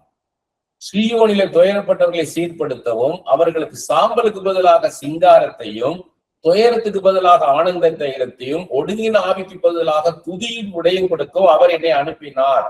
அவர்கள் கர்த்தர் தம்முடைய மகிமைக்கென்று நாட்டின நீதியின் விருட்சங்கள் எனப்படுவார்கள். துயரப்பட்டவங்களை சீர்படுத்துறது, அவங்களை தூக்கி நிறுத்தணும்.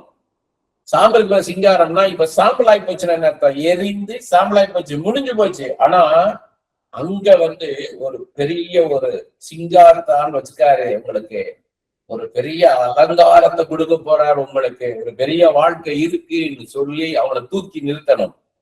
துயரத்துக்கு பதிலாக ஆனந்தத்தை தான். துயரத்தோட இருக்கிறவங்களுக்கு இல்ல ஆண்டவர் இதுல இருந்து உங்களை தூக்கி எடுப்பார், உங்க வாழ்க்கை மாறப்போகுது.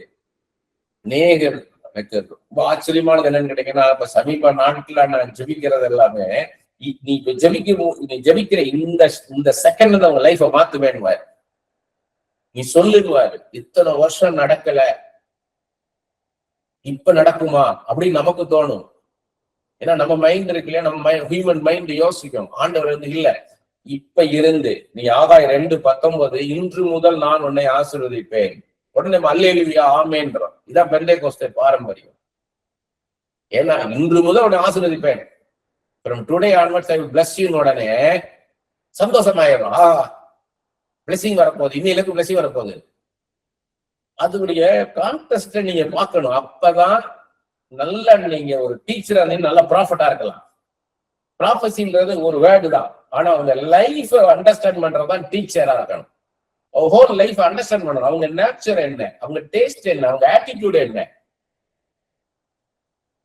தினகரன் அழகா சொல்லுவார், ஆண்டவர் ஒருத்தன் வருவாராம், பேசுறதுக்கு வருவாராம்.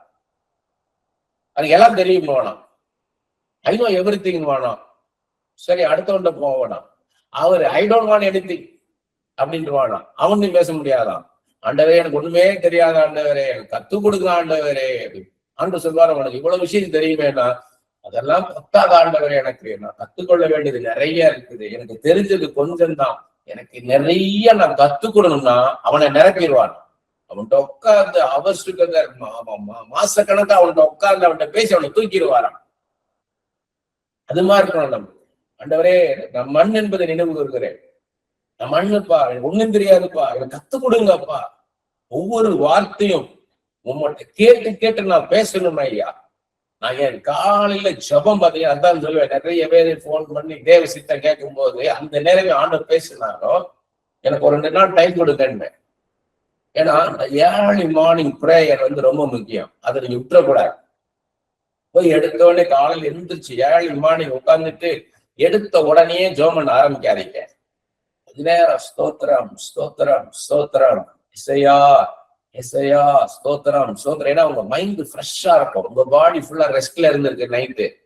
உங்க மைண்டு, வில்லு, எமோஷன்ஸ், உங்க கான்சென்ஸ், உங்களுடைய இன்ட்யூஷன் எல்லாமே ரெஸ்ட்ல இருந்திருக்குது, கம்ப்ளீட் ரெஸ்ட்ல இருந்திருக்கு. இப்ப நீங்க ஃப்ரெஷ்ஷா இருக்கீங்க, உங்க எமோஷன் எல்லாம் கீழே இருக்குது, சந்தோஷமோ துக்கமோ எதுவுமே இல்லை, இப்ப நியூட்ரலா இருக்கிறீங்க. இப்ப நீங்க உட்கார்ந்துட்டு வெறுமனை இயேசுவே ஸ்தோத்திரம் ஸ்தோத்திரம் அப்பா ஸ்தோத்திரம், அவர் என்ன உங்களை ஃபீல் பண்ண வைக்கிறார்னு பாருங்க. உங்களை என்ன ஃபீல் பண்ண வைக்கிறார், அதுதான் ஆண்டவர் பேசுற நேரம். ஆண்டவர் அப்ப வந்து ஃப்ரெஷ்ஷா வாலண்டியர் அவரா பேசுவாருங்க, அவரா பேசுவார். அதுவும் முக்கியமா நீங்க மினிஸ்ட்ரி வந்துட்டீங்கன்னா ரொம்ப காம்ப்ளிகேட்டட் மேட்டரை முதல்ல உங்கள்கிட்ட பேசுவார். உங்களால என்ன என்ன அதுக்கு என்ன சொல்யூஷனே தெரியாது, ரொம்ப காம்ப்ளிகேட்டடா இருக்கும். இந்த இடத்த விட்டு போ அப்படின்னு ஒரு குடும்பத்துக்கு சொல்லியிருப்பாரு, ஒரு பெரிய ஃபேமிலியா இருக்கும், இந்த இடத்த விட்டு போ அப்படின்னு. ஆனா அதுல பாதி பேரு போக மாட்டேன்னு நிற்பாங்க, பாதி பேர் இங்க இருக்கணும்னு இருப்பாங்க, பாதி பேர் போலான்ருவாங்க, பாதி பேர் இங்கதான் இருப்போம்னுவாங்க. இப்ப இந்த இடத்துல என்ன மாதிரி சொல்யூஷன் சொல்றது, நம்மளால ஒன்றும் பண்ண முடியாது. ஏன்னா 50-50 நிக்குது. 50 இங்கதான் இருக்கணும்ன்றாங்க, 50% போலாம்ன்றாங்க. இது என்ன சொல்யூஷன்? நம்ம மனித அறிவுக்கு அப்பாற்பட்டது. அப்படியே ஆண்டவர் சமூகத்துல உட்கார்ந்து இருப்பேன், அமைதியா உட்கார்ந்து இருப்பேன். ஆண்டவர் பேசுவர அப்படியே அமைதியா உட்கார்ந்து இருப்பேன். அந்த மாதிரி அமைதியா உட்கார்ந்துருங்க. ஏன்னா ஆண்டவருக்கு தெரியும் நீங்க வந்து ஒரு காம்ப்ளிகேட்டட் மேட்டர், இது ரொம்ப சிக்கலான காரியம், உங்க மனித அறிவுக்கெல்லாம் அப்பாற்பட்ட காரியம். ஆண்டவர் தான் அதை குறிச்சு பேச முடியும்ன்றது தெரியும். அப்ப அதை பேசுவார். அதுல கிடைக்கிற சந்தோஷம் மாதிரி சந்தோஷம் வேற எதுவுமே கிடையாது. முதல்ல நமக்கு டெலிவரன்ஸ் கிடைக்கும். சில விஷயங்கள் வந்து நம்மகிட்ட என்ன சொல்லுவாருன்னா, அந்த மாதிரி நேரத்துல சொல்லுவாரு, இதுதான் சொல்யூஷன், ஆனா நீ சொல்றத அவங்க கேட்க மாட்டாங்கன்னுவாரு, அதனால வெயிட் பண்ணுவாரு. ஸ்டெபர்ன் ஹார்ட், ஸ்டோன் ஹார்ட்னுவாரு. ஹார்ட்லயே பல வகையை காமிப்பாரு. சில பேர் பாத்தீங்கன்னா பிளைன் ஹார்ட். ஒரு பாப்பா பத்தி சொன்னேன் பாருங்க, பிளைன் ஹார்ட். அது வந்து அந்த ஸ்லேட் வந்து ஒண்ணுமே இல்லாம இருந்தா அப்படி இருக்கும். You can write any thing. அந்த மாதிரி பிளெயின் ஹார்ட் அப்படி காமிப்பாரு. சிலது என்ன பண்ணுவாருன்னா பியூர் ஹார்ட்னுவாரு, அதாவது ஒரு ஹோலினஸ் இருக்கிற ஹார்ட்னுவாரு. சிலது என்ன பண்ணுவாருன்னா ஒரு கன்ஃபியூஸ்ட் மைண்ட், அப்படி கிறுக்கலா இருக்கும். அது பாத்தீங்கன்னா நிறைய கலர் மிக்ஸ் பண்ணி கிடக்கிற மாதிரி இருக்கும். இப்படி உங்களுக்கு காமிப்பார். அப்ப இந்த மாதிரி இவங்களுக்குள்ள ஒரு கிளாரிட்டி வர வரைக்கும் நீ வெயிட் பண்ணு. இதான் ஞானத்தை போதிக்கும் வசனம், வேர்ட் ஆஃப் விஸ்டம்ன்ற கிஃப்ட். நான் சொல்லும் போது சொல்லு, அது வரைக்கும் நீங்க அவங்கள்ட்ட சொல்லாதங்க. சில பேர் ப்ராஃபஸி மட்டும் கேட்க வருவாங்க, அதன்படி நடக்க மாட்டாங்க. அதையும் நான் உங்களுக்கு காமிப்பார். இவங்க ப்ராஃபஸி கேட்பாங்க, ஆனா அதன்படி நடக்க மாட்டாங்க. நீ சின்சியரா என்கிட்ட நீ வார்த்தையை உபவாசம் இருந்து நீ ஜெபிச்சு நீ இந்த வார்த்தையை வாங்கிட்டு நீ போற, ஆனா அது அவங்களுக்கு தெரியாது. இதை வாங்கிட்டு அதன்படி நடக்க மாட்டாங்க. சோ அவங்கள பைபிளை படிங்கன்னு சொல்லிடுவார். நீங்க பைபிளை படிங்க, அப்படி நடத்துவார். இதுதான் அவங்களுக்கு எப்படின்னு கேட்டீங்கன்னா, இது வந்து அவங்களுடைய லைஃப வந்து டியூன் பண்ணுவார். அது அவங்களுக்கு தெரியாது, நமக்கு தெரியும். அது ரோமர் 15:4 பாத்தீங்கன்னா, இந்த வசனம் தான் ஆறுதலை தரும், பொறுமையை தரும். இது ஆற்றி தேற்றும், ஒரு தாய் தேற்றுவது போல தேற்றுவார் கர்த்தர் இந்த வார்த்தையை கொண்டு போய். இது பொறுமையை தரும் அவங்களுக்கு. அதனால இந்த வார்த்தை அதிகமாக படிக்கணும். பாருங்க, ஆண்டவர் சொன்னதை எழுதியிருக்கிறேன், நான் அப்படியே படிக்கிறேன். வாழ்க்கையை வாழ்வது என்பது வெளிப்புறத்தில் எப்படி வாழ்கின்றோம் என்பது அல்ல, உள்ளார்ந்த மனிதனில் நாம் சந்தோஷமாக, அதைவிட சமாதானமாக, விடுதலையோடு இருக்கின்றோமா என்பதுதான் வாழ்க்கை. நம்முடைய அன்றாட வேலைகளை செய்து கொண்டிருக்கலாம், ஆனால் நமக்குள் இது திருப்தியை தந்துவிட முடியாது. அநேகர் பொழுதுபோக்கு விஷயங்களில், என்டர்டெயின்மெண்ட்ல கவனம் செலுத்துவாங்க. இவங்க என்ன பண்ணுவாங்கன்னா, அவங்க ஒரு ஃப்ரெஷ்னஸ் கொண்டாடுறேன், நானு மொனாட்டனஸ் பிரேக் பண்றேன், ஒரே மாதிரியான ஸ்டீரியோ டைப் லைஃப நான் மாத்துறதுக்கு நானு டிவி பாக்குறேன் அப்படின்னு உட்காந்து பார்ப்பாங்க, என்டர்டெயின்மெண்ட். ஆனா அது என்ன ஆகும்னா இன்னும் டிப்ரெஷன் கொண்டே விடும், இன்னும் டிப்ரெஷன் கொண்டே விடும். கொஞ்ச நேரத்துக்கு நல்லா இருக்கும், ஏன்னா உங்க ஒரு லைஃப பாப்பீங்க. அதுல அந்த லைஃப பார்த்த பிறகு அது ஒரு சொப்பனம் பாக்குறது மாதிரி, அது முடிச்ச பிறகு உங்க லைஃப்ல தான் வரணும். நீங்க இன்னும் டேஞ்சர் என்னன்னு கேட்டீங்கன்னா, சமீபத்துல ஒரு பாட்டு, ஒரு காஸ்பல் சாங் தான் அது. பியூட்டிஃபுல் லொகேஷன்ஸ் அந்த மாதிரி, அதாவது கிரீட்டிங் கார்டு வரிசை கிரீட்டிங் கார்டா அடுக்குன்னா அப்படி இருக்கும் அவங்களுக்கு. அப்படி ஒரு அழகான இடங்கள். ஆனா அந்த பாட்டை நான் பார்த்துக்கிட்டே இருக்கேன். கொஞ்ச நேரம் பாத்தீங்கன்னா எனக்குள்ள ஒரு சோர்வு வருது, என்ன அழுத்துது அந்த சோர்வு. என்ன அந்த சோர்வு வந்து என்னை அழுத்துது. நான் அப்படியே நானே என்னையும் இழந்துருவனோ, காண போயிருவனோன்ற மாதிரி ஆயிடுச்சு. நான் எக்ஸாக்சரேட் பண்ணல, உண்மையா நடந்தது சொல்றேன் நான். அப்புறம் இது வந்து யோசிக்கிறேன், இது ஏன் நடக்குது? நல்ல மியூசிக், அருமையான மியூசிக், நல்ல சீனரி, இவ்வளவு இருந்து, இது கர்த்தருடைய வார்த்தை, இவ்வளவு இருந்து ஏன் சோர்வு வருது அப்படின்னு கேட்டீங்கன்னா, ஒரு ஈக்காக இல்லை, அந்த பாடுற மனுஷனை தவிர அந்த இதுல யாருமே இல்லை. அவ்வளவு வெட்ட வெளியிலையும் ஒரு அனாதைய மாதிரி ஃபீல் பண்ண வச்சிருச்சு. ஐ எம் அலோன், நான் தனிச்சிருக்கிறேன்ற ஃபீலிங் அது உண்டாக்கிடுச்சு. சாங் எவ்வளவு லைவ்லியா இருக்கணும் பாருங்க. அப்ப நீங்க என்ன பாட்டை, இந்த மாதிரி பாட்டை கேட்கறீங்க அப்படின்றது ரொம்ப முக்கியம். என்ன மாதிரி விஷயங்களை படிக்கிறீங்க, படிக்கணும், கண்டிப்பா படிக்கணும். பைபிளை கண்டிப்பா படிக்கணும். இதை சொல்லுவேன் நான் உனக்கு, டீட்டெயில்டா சொல்லுவேன். ஸ்பிரிச்சுவல் புக்ஸ் படிக்கணும். அதே மாதிரி மெசேஜஸ், நல்ல மெசேஜஸ் கேட்கணும். ஆனா கண்ட மெசேஜ கேட்க கூடாது.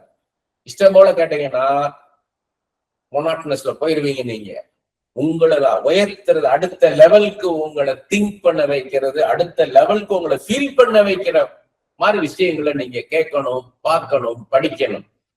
அதுல நீங்க அதை வந்து சூஸ் பண்ணணும், நீங்க செலக்ட் பண்ணி எடுத்து கண்டிப்பாக நீங்க படிக்கணும். ஏன்னா உங்க ஸ்பிரிட்டுக்கு ஃபுட்டு வேணும், உங்க ஆவிக்கு உணவு வேணும். அந்த ஸ்பிரிச்சுவல் ஃபுட் ஸ்பிரிச்சுவல் புக்ஸ்ல தான் கிடைக்கும். Bible first. பைபிளை இன்னைக்கு அதிகம் பேர் படிக்கிறது கிடையாது. அவங்க பைபிளை படிங்க, அதிகமாக படிங்க. நிறைய பேர் நினைக்கிறாங்களா பைபிள் வேற லைஃப் வேற நினைக்கிறாங்க. இல்ல, இன்னொரு சாரர் என்ன நினைக்கிறாங்க கேட்டீங்கன்னா, பைபிள் படிக்கிறதுன்றது பார்ட் ஆஃப் லைஃப், வாழ்க்கையில ஒரு பகுதின்னு நினைக்கிறாங்க. இல்லைங்க, இந்த பைபிளுக்குள்ளதான் நம்ம வாழ்க்கையே இருக்குது. இந்த வாழ்க்கை இதுக்குள்ளதான் இருக்குது. கீழ்ப்படியாத பிள்ளைகள் கீழ்ப்படியணுமா? ரசிக்கப்படாத உங்க அப்பா ரசிக்கப்படணுமா? ரசிக்கப்படாத உங்க புருஷன் ரசிக்கப்படணுமா? பைபிளை படிங்க. எவ்வளவு படிப்புன்னு படிங்க. நீ படிச்ச உடனே ஆண்டு நியாயப்பிரமாணத்தின்படி இவ்வளவு படித்து விட்டாய், அதனால் உன் புருஷனை ரட்சிப்பு நடத்துறேன் அப்படிலாம் கிடையாது. நீங்க பைபிளை படிக்க படிக்க உங்களுக்குள்ள ஒரு காட்ஸ் பவர் வந்துடும். பவர் ஆஃப் காட், ஆண்டவருடைய வல்லமை இந்த வார்த்தைக்குள்ளதான் இருக்குது. இதை நீங்க படிக்கும் போது ஆண்டவருடைய பவர் உங்களுக்குள்ள வந்துடும். உங்க மைண்ட் திங்க் பண்றதே வேற மாதிரி இருக்கும், நீங்க ஃபீல் பண்றதே வேற மாதிரி இருக்கும். உங்களுடைய வாழ்க்கையே பேச ஆரம்பிச்சிடும். நீங்க எழுதப்பட்ட நிருபம் ஆயிருவீங்க, நீங்களே பைபிள் ஆயிருவீங்க. அதை பார்த்து உங்க புருஷன் ரசிக்கப்பட்டுருவார். என் மனைவியை பார்த்தா நான் ரசிக்கப்பட்டேங்க, என்னோட சாட்சி அதுதான். இன்னைக்கு எந்த காரியம் சொன்னாலும் தேவ சித்தமான்னு தான் கேட்பான். வாரம் வெளியே போயிட்டு வருவோம், இல்ல இந்த காரியத்தை செய்வோம் அப்படின்னா தேவ சித்தமா, ஆண்டவர் சொன்னாரா? என்டர்டைன்மெண்ட்டுக்குள்ள போனீங்கனாலும், ஏன்னா காண்கிறதுனால கண்ணு திருப்தி ஆகாது, கேட்கறதுனால காது திருப்தி ஆகாது. இன்றைக்கு பிரசங்கி 1:8, பிரசங்கி 5:10, நீதிமொழிகள் 27:20 எல்லாத்துலயும் இருக்குது. நம்ம கொடைக்கானல் பார்த்துட்டோம், கொடைக்கானல் பார்த்த உடனே நம்ம திருப்தியா நினைக்கிறீங்களா? இல்ல, அது எண்டு கிடையாது. சரி, ஊட்டி போயிட்டு வருவோம், ஊட்டி போயிட்டு வந்தானே சரியாயிருமா? இல்ல. சரி, மான்செஸ்டர் போயிட்டு வருவோம், மான்செஸ்டர் போயிட்டு வந்தானே சரியாயிருமா? இல்ல. ஆண்டவர் மட்டும் தான் திருப்தியை தர முடியும். ஆண்டவர் இந்த பைபிளை நீங்க படிச்சீங்கன்னா உங்களுக்குள்ள உலகத்தை காமிப்பாருங்க. நீங்க யாரு, உங்களுக்குள்ள எப்படி ஆட்டிடியூட் வச்சிருக்கிறார், எப்படிப்பட்ட இன்டென்ஷனை வச்சிருக்கிறார், என்ன மாதிரி வாழ்க்கையை உங்களுக்கு வச்சிருக்கிறார், இப்ப என்ன மாதிரி வாழ்க்கையை வாழ்ந்துகிட்டு இருக்கீங்க, எந்த கிலோமீட்டர்ல எந்த மைல்கள்ல நிக்கிறீங்க, இன்னும் எவ்வளவு தூரம் நீங்க டிராவல் ஆகணும், எல்லாத்தையும் சொல்லிடுவாரு. அப்ப உங்களுக்கு ஈஸியா இருக்கு. 8th ஸ்டாண்டர்ட்ல இருக்கீங்களா, 9th ஸ்டாண்டர்ட்ல இருக்கீங்களா, அடுத்து உங்களை எங்க கொண்டு போ, 10th ஸ்டாண்டர்ட் எப்ப, +2 எப்ப கொண்டு வர போறாரு, அப்படி சொல்லுவாரு உங்க லைஃப. அதுதான் நம்ம யோவான் சுவிசேஷம் 4ஆம் அதிகாரத்துல சமாரிய ஸ்திரீ இயேசு கிறிஸ்து பேசுறாரு. இவர் நித்தியமான வாழ்க்கை குறித்து பேசிட்டு இருக்காரு. இந்த பூமிக்குரிய வாழ்க்கையில பரலோக ராஜ்யம் நமக்குள்ள வந்துரும், ஆண்டவரே நமக்குள்ள வந்துருவாரு.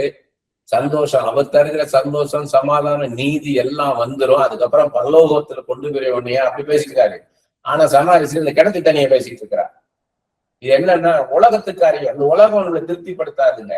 இந்த உலகத்துல எந்த காரியம் நம்மளை திருப்திப்படுத்தாது. சேச்சுரேட் ஆயிருவீங்க. சேச்சுரேஷன்னா என்னன்றதையும் நான் சொல்லணும். ஏன்னா நாம இப்போ ஒரு பச்சை கலர் அடிக்கிறீங்க, கிரீன் கலர் பெயிண்ட், இப்ப ஏதோ கிரீன் கலர் பெயிண்ட் அடிக்கிறீங்க. ஃபர்ஸ்ட் கோட்டிங் அடிக்கும் போது டல் ஆயிரும், ஏன்னா அந்த செவர் உறிஞ்சிடும்.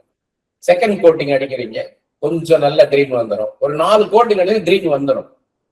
அதுக்கப்புறம் எவ்வளவுதான் நீங்க திரும்ப திரும்ப பச்சை அடிச்சாலும் பச்சை பச்சை தான். அதுக்கப்புறம் அது ஒண்ணும் மாறாது. அப்படிதான் வாழ்க்கை. நீங்க செய்ய செய்ய செய்ய செய்ய சேச்சுரேட் ஆயிருவீங்க. இதுக்கு மேல ஒண்ணு பண்ண முடியாதுன்னு ஆயிரும். ஆனா ஆண்டவர் கூட நீங்க நடந்தீங்கன்னா ஆண்டவர் உங்களை புதிதான அனுபவங்களுக்குள்ள கொண்டு போவார். உங்களோட திங்கிங் மாறிடும், உங்க ஃபீலிங் மாறிடும், ஃப்ரெஷ்ஷா இருக்கீங்க.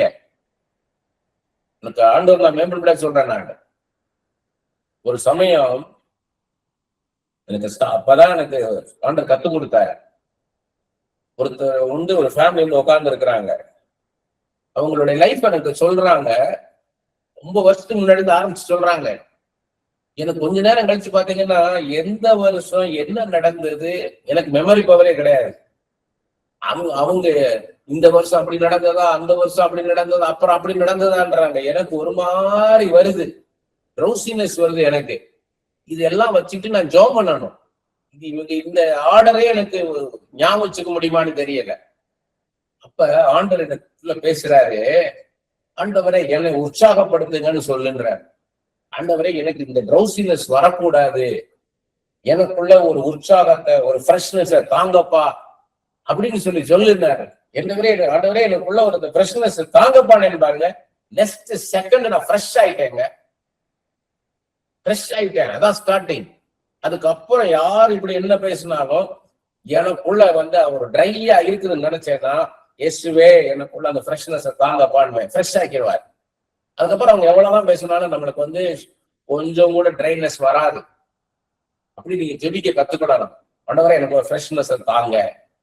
ஒரு இடத்துக்கு போறீங்க, அந்த இடத்துல நிச்சயமா உங்களை கோவப்படுத்துற மாதிரி பேசுவாங்க, உங்களை டெம்ப் பண்ணுவாங்கன்னு தெரியுது. உங்களை இகழ்ந்து பேசுவாங்க, உடனே உங்களுக்கு உங்க கோபம் வரும். பேசுவீங்க நினைச்சீங்க, ஆண்டவரே நான் அமைதியா இருக்கிறேன், ஆண்டவரே நான் பேசவே கூடாது, நான் அமைதியா இருக்கிறது திரும்பி செய்யுங்கன்னா அமைதியாக்கிடுவாரு. நிறைய பேர் உங்களை எதிர்த்து பேசுறாங்க, என்னங்க பிரசங்கம் பண்ணீங்க, எல்லாம் என்னங்க எல்லா ஊழியக்காரங்க ஒண்ணுதாங்க சொல்றாங்களா? இயேசுவே நீங்கன்னா போதும், இயேசுவேன்னா உங்களுக்கு ஒரு சந்தோஷத்தை தந்துருவார். அதெல்லாம் உங்களை அஃபெக்ட் பண்ணவே பண்ணார். கர்த்தர் எப்படி அந்த திருப்தியை தருவார் அப்படின்றத நம்ம தியானிக்கணும். இந்த உலகத்தில் உள்ள வாழ்க்கை நிரந்தரமானது அல்ல, தற்காலிகமானது என்பதை நாம் முதலாவது உணரணும். Temporary life, it's not a permanent. வேதத்தை படிக்கும் போது இதை நாம் உணர்வோம். மனித அன்பு என்பது நிலையானது அல்ல. Relationship with God, relationship with others, கர்த்தரோடு உள்ள உறவு, மற்ற மனுஷங்களோட உறவு, இதுதான் லைஃப். ஆண்டவரே சொல்லி கொடுத்துட்டாரு.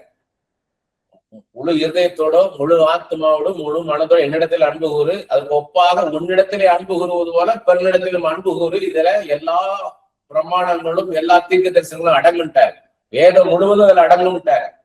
அப்ப ஆண்டவரோட உறவு மற்ற மனுஷங்களோட உறவு, ஆண்டவருடைய உறவுல ஆண்டவருடைய அன்பு மாறாதது, நேற்றும் இன்றும் என்றும் மாறாத அன்புன்னு எபிரேயர் 13:8 இருக்குது. அப்ப நமக்கு அவருடைய அன்பு மாறாது. நேர்த்திக கடந்த காலமெல்லாம் எப்படி அன்பு இருந்ததோ இப்ப அதே அன்பு இருக்கு, இனிமேலும் இருக்கும். அது எந்த மாற்றம் இல்லை. ஆனா மனித அன்பு மாறும், மனித அன்பு மாறும். இதுலதான் நம்ம கேர்ஃபுல்லா இருக்கணும். மனித அன்பு என்பது நிலையானதல்ல, அது மாறி போகும் என்பதை நாம் முதலாவது உணரணும்.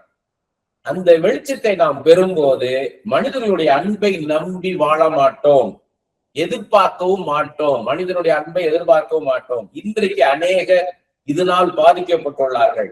மனிதனுடைய அன்பை எதிர்பார்த்து நம்பி ஏமாந்து போய்விட்டார்கள்.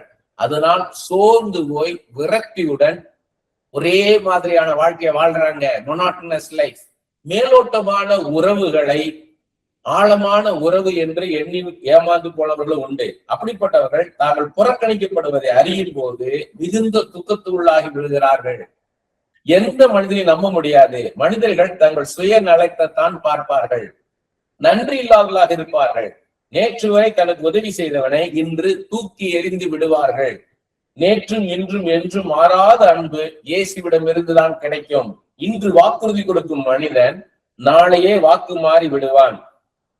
அதை மறைமுகமாக அல்ல, நேரடியாகவே பிரகடனப்படுத்துவான். நேற்று சொன்னேங்க, இன்னைக்கு முடியாதுன்னுவான். என்னாகமம் 23:19 1 சாமுவேல் 15:29 போட்டிருக்கு. பொய் சொல்ல தேவன் ஒரு மனிதன் அல்ல. அப்ப மனுஷன் தான் பொய் சொல்லுவான். மனம் மாற ஒரு மனுபுத்திரனும் அல்ல, மனசு மாறுவான். மனுஷனாக இருந்தா மனசு மாறுவான். அதனாலதான் நாசிர சுவாசம் எந்த மனுஷனையும் நம்பாத. அவனுடைய அன்பு சுயநலமானது. அவன்கிட்ட எதிர்பார்த்து உட்கார்ந்து இருக்காரு. என்னிட்டுதான் அந்த உண்மையான அன்பு கிடைக்கும். தான் பார்க்கும் வேலை தனக்கு திருப்தியை தந்துவிடும், தான் சம்பாதிக்கும் பணம் தனக்கு திருப்தியை தந்துவிடும் என்று மனிதன் நினைக்கிறான். அதற்கெல்லாம் ஒரு எல்லை உண்டு. பதவியோ புகழோ செல்வாக்கோ வசதி வாய்ப்புகளோ நமக்கு திருப்தியை தந்துவிட முடியாது. ஒன்றை அடைந்த பிறகு நம் மனது அடுத்து உள்ள மேல்நிலையை எதிர்பார்க்கும். அமெரிக்க ஜனாதிபதியும் உலகத்திலேயே பெரிய செல்வந்தனும் திருப்தியாக இருக்கிறார்களா என்றால் இல்லை என்பதுதான் பதில். ஏனென்றால் அவர்கள் நினைப்பதெல்லாம் அவர்களால் செய்துவிட முடியாது. அவர்களுக்கும் கர்த்தர், ஆண்டவர், தெய்வம் அவசியம். மனிதனால் எதையும் செய்துவிட முடியும் என்றால் ஆண்டவர் என்று ஒருவர் அவசியம் இல்லை. மருத்துவர்களால் மருந்துகளால் சுகப்படுத்த முடியாத சுகவீனங்கள், நோய்கள் வரும்போது கர்த்தரின் பங்கு நமக்கு தெரிகின்றது. நமக்கு நெருக்கடி, போராட்டம், இழப்பு வந்த பிறகு ஆண்டவரை தேடுகின்றோம். முதலிலேயே கர்த்தரை தேடலாமே. கர்த்தர் நமக்கு உதவி செய்வதற்காக எப்போதும் காத்து கொண்டுதான் இருக்கிறார். ஆண்டவரை பற்றி அறியாதவர்கள் வழி தெரியாததால், பரிகாரியை தெரியாததால் கஷ்டப்படுகிறார்கள். நம்மில் அநேகர் கர்த்தரை பற்றி அறிந்தும் அவரை அறிய வேண்டிய பிரகாரம் அறிந்து கொள்ளாமல் இருக்கின்றோம். இதான் 1 கொரிந்தியர் 8:2 பவுல் சொல்றார். ஒருவன் தான் ஏதேனும் ஒன்றை அறிந்தேன் என்று சொல்வானானால் அவன் அறிய வேண்டிய பிரகாரம் அறியவில்லை என்றார். நம்ம நம்ம பைபிள நல்லா தெரிஞ்சுக்கிட்டீங்களா? இல்ல. கர்த்தரை பற்றி நல்லா தெரியுமா? இல்ல. அதை அறிந்து கொள்ளணும். முதலாவது நீங்க ஆண்டவரை அறிஞ்சிட்டீங்கன்னா என்னை எப்படி நடத்துவாரு? பிளைண்ட் ஃபெய்த் கூடாது. பைபிளை படிச்சுன்னா நாலேஜ் வரணும். நானா ஒண்ணு நினைச்சுக்கிட்டு ஆண்டவர் செய்வார் நினைக்க கூடாது. பைபிளை படிக்கணும். பைபிளை படிச்சு பைபிள் ஆண்டவரை எழுதின புஸ்தகம், அவரை குறித்து எழுதின புஸ்தகம். இதை படிச்சு ஆண்டவர் யாருன்னு சொல்லணும். அப்படி அவரை பற்றி அறிந்து கொள்ளும் போது நமக்குள் திடன் உண்டாகும், தைரியம் உண்டாகும். சூழ்நிலை பற்றி பயப்பட மாட்டோம். எப்பேற்பட்ட சூழ்நிலையை மாற்றக்கூடிய வல்லமையுள்ள தேவனை நாம் அறிந்து கொண்டதால் எப்பேற்பட்ட சூழ்நிலைகளையும் மனிதர்களையும் நம்ம தைரியமாக எதிர்கொள்வோம். எல்லாம் கர்த்தருடைய கரத்தில் இருக்கின்றது. அவர் நல்ல தேவன், நீதி உள்ளவர், அநீதி உள்ளவர் இல்ல. ஒரு நாளும் நம்மளை கைவிட மாட்டார். நம்முடைய வாழ்க்கை, நம்முடைய ஆசீர்வாதம், நம்முடைய எதிர்காலம் எல்லாம் அவருடைய கரத்தில் இருக்கிற என்ற பாதுகாப்பு உணர்வு நமக்கு உண்டாகும். நாம் தைரியமாக கடந்து செல்வோம். கர்த்தரை பற்றி நன்கு அறிந்து கொண்டோமானால் எந்த மனிதனை நம்பி வாழ மாட்டோம். எந்த மனிதனுடைய அன்பையும் எதிர்பார்க்க மாட்டோம். நாம் மாம்ச சரீரத்தில் இருப்பதாலும் உணர்ச்சிகள் நம்முடைய ஆத்மாவில் இருப்பதாலும் சில சமயங்களில் நாம் மனித அன்பை நம்பி ஏமாந்து போகலாம். ஆனால் மீண்டும் எழுப்புவோம். கர்த்தர் நம்மை தூக்கி நிறுத்துவார். மொனாட்டனஸ் அண்ட் ரொட்டீன் லைஃபை நாம் பிரேக் பண்ணினால்தான் வாழ்க்கையில் முன்னேற முடியும். இல்லை என்றால் ஒரு குளத்து நீரை போல தேங்கி விடுவோம். கர்த்தர் நம்மை குறித்து ஒரு தரிசனத்தை வைத்திருக்கிறார். நாம் யாராக இருக்க வேண்டும் என்று அவர் நிர்ணயித்திருக்கிறார். அதற்காகவே அந்த தரிசனத்தை நிறைவேற்றுவதற்காகவே நம்மை இந்த உலகத்திற்கு கொண்டு வந்திருக்கிறார். அந்த தரிசனத்தை நாம் வேதத்தை படிப்பதன் மூலம் தெரிந்து கொள்ளலாம். வேதத்தில் உள்ள எந்த பாத்திரம் போல் எந்த கேரக்டர் மாதிரி இருக்க விரும்புகிறீர்கள் என்பதை தெரிந்து கொள்ளுங்கள். அந்த தரிசனத்தை நிறைவேற்றும்படி தினமும் செயல்பட ஆரம்பியுங்கள். நீங்கள் வேதத்தை அதிகமாக படியுங்கள், தியானியுங்கள். கர்த்தர் உங்களுடன் வேதத்தின் மூலம் பேசுவார். அடுத்தடுத்து நீங்கள் என்ன செய்ய வேண்டும் என்று உங்களுடன் பேசுவார், நடத்தி செல்வார். ஒவ்வொரு நாளும் முன்னேறி செல்வீர்கள். மற்றவர்களுக்கு உப்பாய் வெளிச்சமாய் இருப்பீர்கள். நீங்க என்ன ஃபீல்ட்ல இருந்தாலும் சரி, அதுல என்னவாக இருக்கணும், அவருடைய எண்டு என்னவா இருக்கும் அப்படின்னு யோசிக்கணும். அதுல பெஸ்டா இருக்கணும், சிறப்பா இருக்கணும். அதுக்கு நீங்க என்ன பண்ணணுமோ அதை செய்யணும். ஊழியம் செய்யணுமா, என்ன செய்ய போறீங்க? இல்ல ஒரு மரத்தடியில போய் நின்று 4 பேர் வருவாங்க, அங்க போய் தான் பேசணும். அப்ப அங்க என்ன பண்ணலாம்? இயேசு கிறிஸ்து அந்த இடத்துல வந்தா என்ன பண்ணுவாரு? அந்த இடத்துல அற்புதம் நடக்கணும். அக்யூரேட் ஹியரிங் வேணும். ஆண்டவருடைய சத்தத்தை துல்லியமா கேட்டு துல்லியமா தீர்க்கதரிசனம் சொன்னீங்கன்னா என்ன நடக்கும்? யோசித்து பாருங்க. எங்க 4 பேர் வராங்க, அந்த 4 பேருக்கு அவங்க ஜெபம் பண்றீங்க, அதுல ஒருத்தருக்கு அற்புதம் நடந்ததுன்னு வைங்க, அந்த ஊரையே கூட்டிட்டு வந்துருவாங்க. சோ எல்லாத்துக்குமே ஒரு தொடக்கம் வேணும். For everything there should be beginning. அங்க நீங்க தொடங்கிட்டா போதும், ஒரு தொடக்கம் வேணும். நீங்க அதை பண்ண ஆரம்பிச்சீங்கன்னா ஆண்டவரை அதை பெருசாக்கிடுவார். பாருங்க, நான் பாயிண்டா எழுதிருக்கிறேன், நான் அப்படியே சொல்லிட்டு வரேன். நானு ஆண்டவர் பிரேயர்ல சொன்னது, முதலாவது வேதத்தை அதிகமாக படிக்க வேண்டும், தியானிக்க வேண்டும். வேதத்தை அதிகமாக படிங்க. 2வது ஆவிக்குரிய புத்தகங்களை படிக்க வேண்டும். வாழ்க்கையின் ஆழங்களை பற்றியதாக இருக்க வேண்டும். ஆழமா வாழ்க்கை பத்தி பேசுறதை எடுத்து படிக்கணும். சும்மா மேலோட்டமான பாட்டு கேட்டுக்கிட்டு மேலோட்டமான மெசேஜ் கேட்டுட்டு இருந்தீங்கன்னா நீங்களும் மேலோட்டமா தான் இருப்பீங்க. ஒரு கடல்ல போய் கடற்கரையில் நின்று முதல்ல காலை வச்சீங்கன்னா கொஞ்சம் கணுக்கால் அளவு வரும். இன்னும் கொஞ்சம் தூரம் மணினா முழங்கால் அளவு வரும். இன்னும் மணினா இடுப்பள வரும். மூழ்கி போகிற மாதிரி அப்படிப்பட்ட ஆழமான சத்தியத்தை கேட்கணும். ஏன்னா உங்க இன்புட் தான் உங்க அவுட்புட்டை டிசைட் பண்ணும். எந்த அளவுக்கு நீங்க ஆழமான காரியங்களை நீங்க கேட்கறீங்களா, ஆழமா யோசிக்க ஆரம்பிப்பீங்க. அப்பதான் நீங்க பேசுறது ஆழமா இருக்கும். இல்லைன்னா டெப்தே இல்லாம பேசிட்டு இருப்பீங்க. நீங்கள் படித்த விஷயங்களை குறித்து சிந்தியுங்கள். கேட்ட விஷயங்களை குறித்து சிந்தியுங்கள். என்னவெல்லாம் கற்றுக்கொண்டீர்கள் என்பதை எழுதுங்க. உங்களை நீங்களே நிதானியுங்கள். இப்பொழுது எங்கே இருக்கின்றீர்கள்? உங்களுடைய இலக்கு என்ன? தரிசனம் என்ன? யோசியுங்கள். ஒவ்வொரு நாளும் தரிசனத்தை நோக்கி முன்னேறி செல்ல வேண்டும் என்று முடிவு எடுங்கள். வீட்டை மற்றும் வீட்டில் உள்ள பொருட்களை சுத்தம் செய்யுங்க. தூசியை தொடைங்க. அது உங்களுக்கு புத்துணர்வை தரும். உங்க சரௌண்டிங்க கிளீன் பண்ணுங்க. கிளீனா அடுக்கி வைங்க. வீட்டை சுத்தம் பண்ணுங்க. கிளீனா வைங்க. அப்ப உங்களுக்குள்ள என்ன ஒரு ஃப்ரெஷ்னஸ் வரும். ஒரே மாதிரியான உணவை மாத்துங்க. ஒரே மாதிரி காலையில எழுந்திரிச்சா ஒரே மாதிரி சாப்பாடு இருக்கா, அதை மாத்துங்க. ஒரே மாதிரி ட்ரெஸ் பண்றதை மாத்துங்க. ஒரே இடத்துல உட்காருறத மாத்துங்க. மாத்தி உட்காருங்க. வேற இடத்துல உட்கார்ந்து பழகுங்க. ஒரே மாதிரியாக படிக்கிறது கேட்கறதெல்லாம் மாத்துங்க. உங்களுக்கு வேற டைமென்ஷன் வேணும், வேற பெர்ஸ்பெக்டிவ் வேணும். ஸ்டீரியோடைப் கூடாது, போர்டம் கூடாது. இதெல்லாம் அப்படி ஆகிரும். ஒரே சாப்பாட்டை சாப்பிட்டேன்னா சலிப்பு உண்டாகிரும்.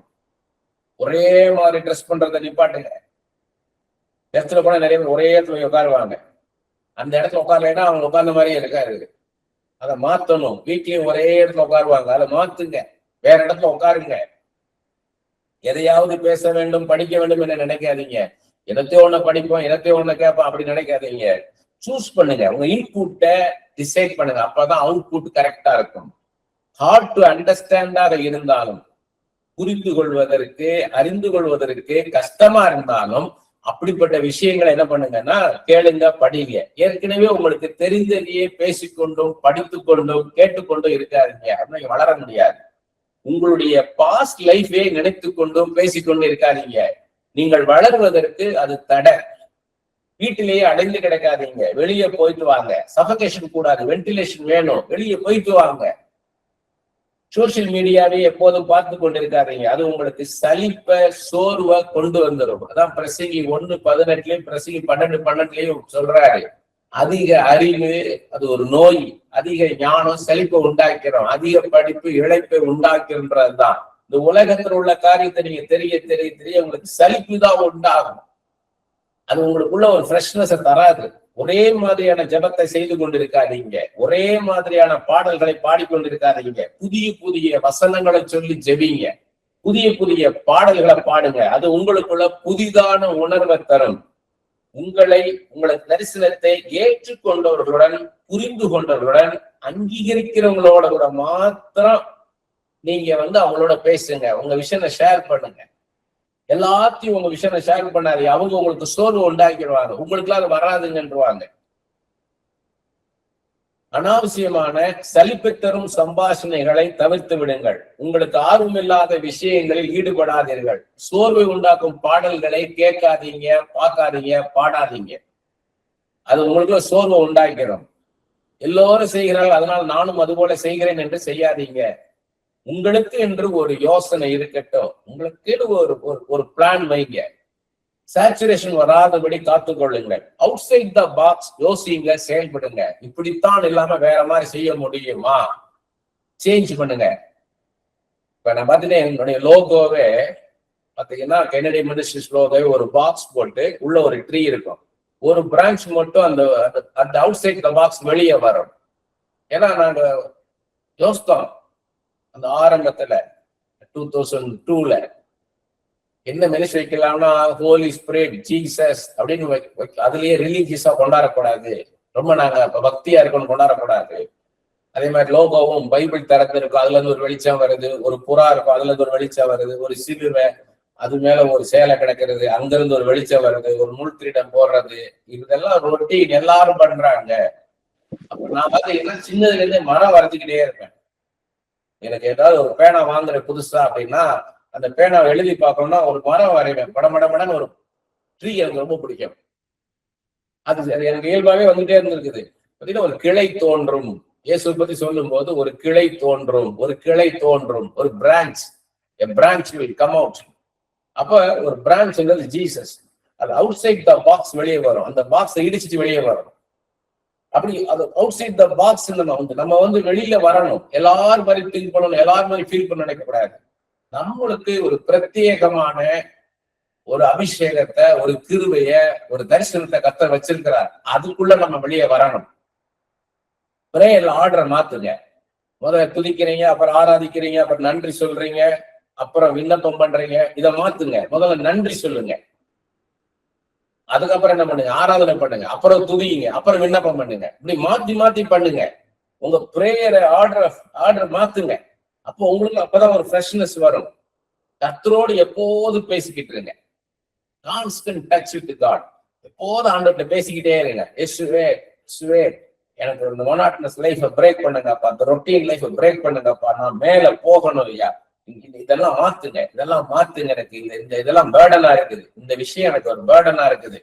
என் பிள்ளைங்க ரசிக்கப்படணும். என் பிள்ளைங்க ரசிக்கப்பட்டா நான் விடுதலையோடு இருப்பேன் ஆண்டவரே. அப்ப நான் எங்க கரெக்ட் ஆகணும் எனக்கு சொல்லுங்க ஆண்டவரே. இதான் செல்ஃப் அனலைசிஸ்ன்றது. நான் எங்க கரெக்ட் ஆகணும் எனக்கு சொல்லுங்க ஆண்டவரே.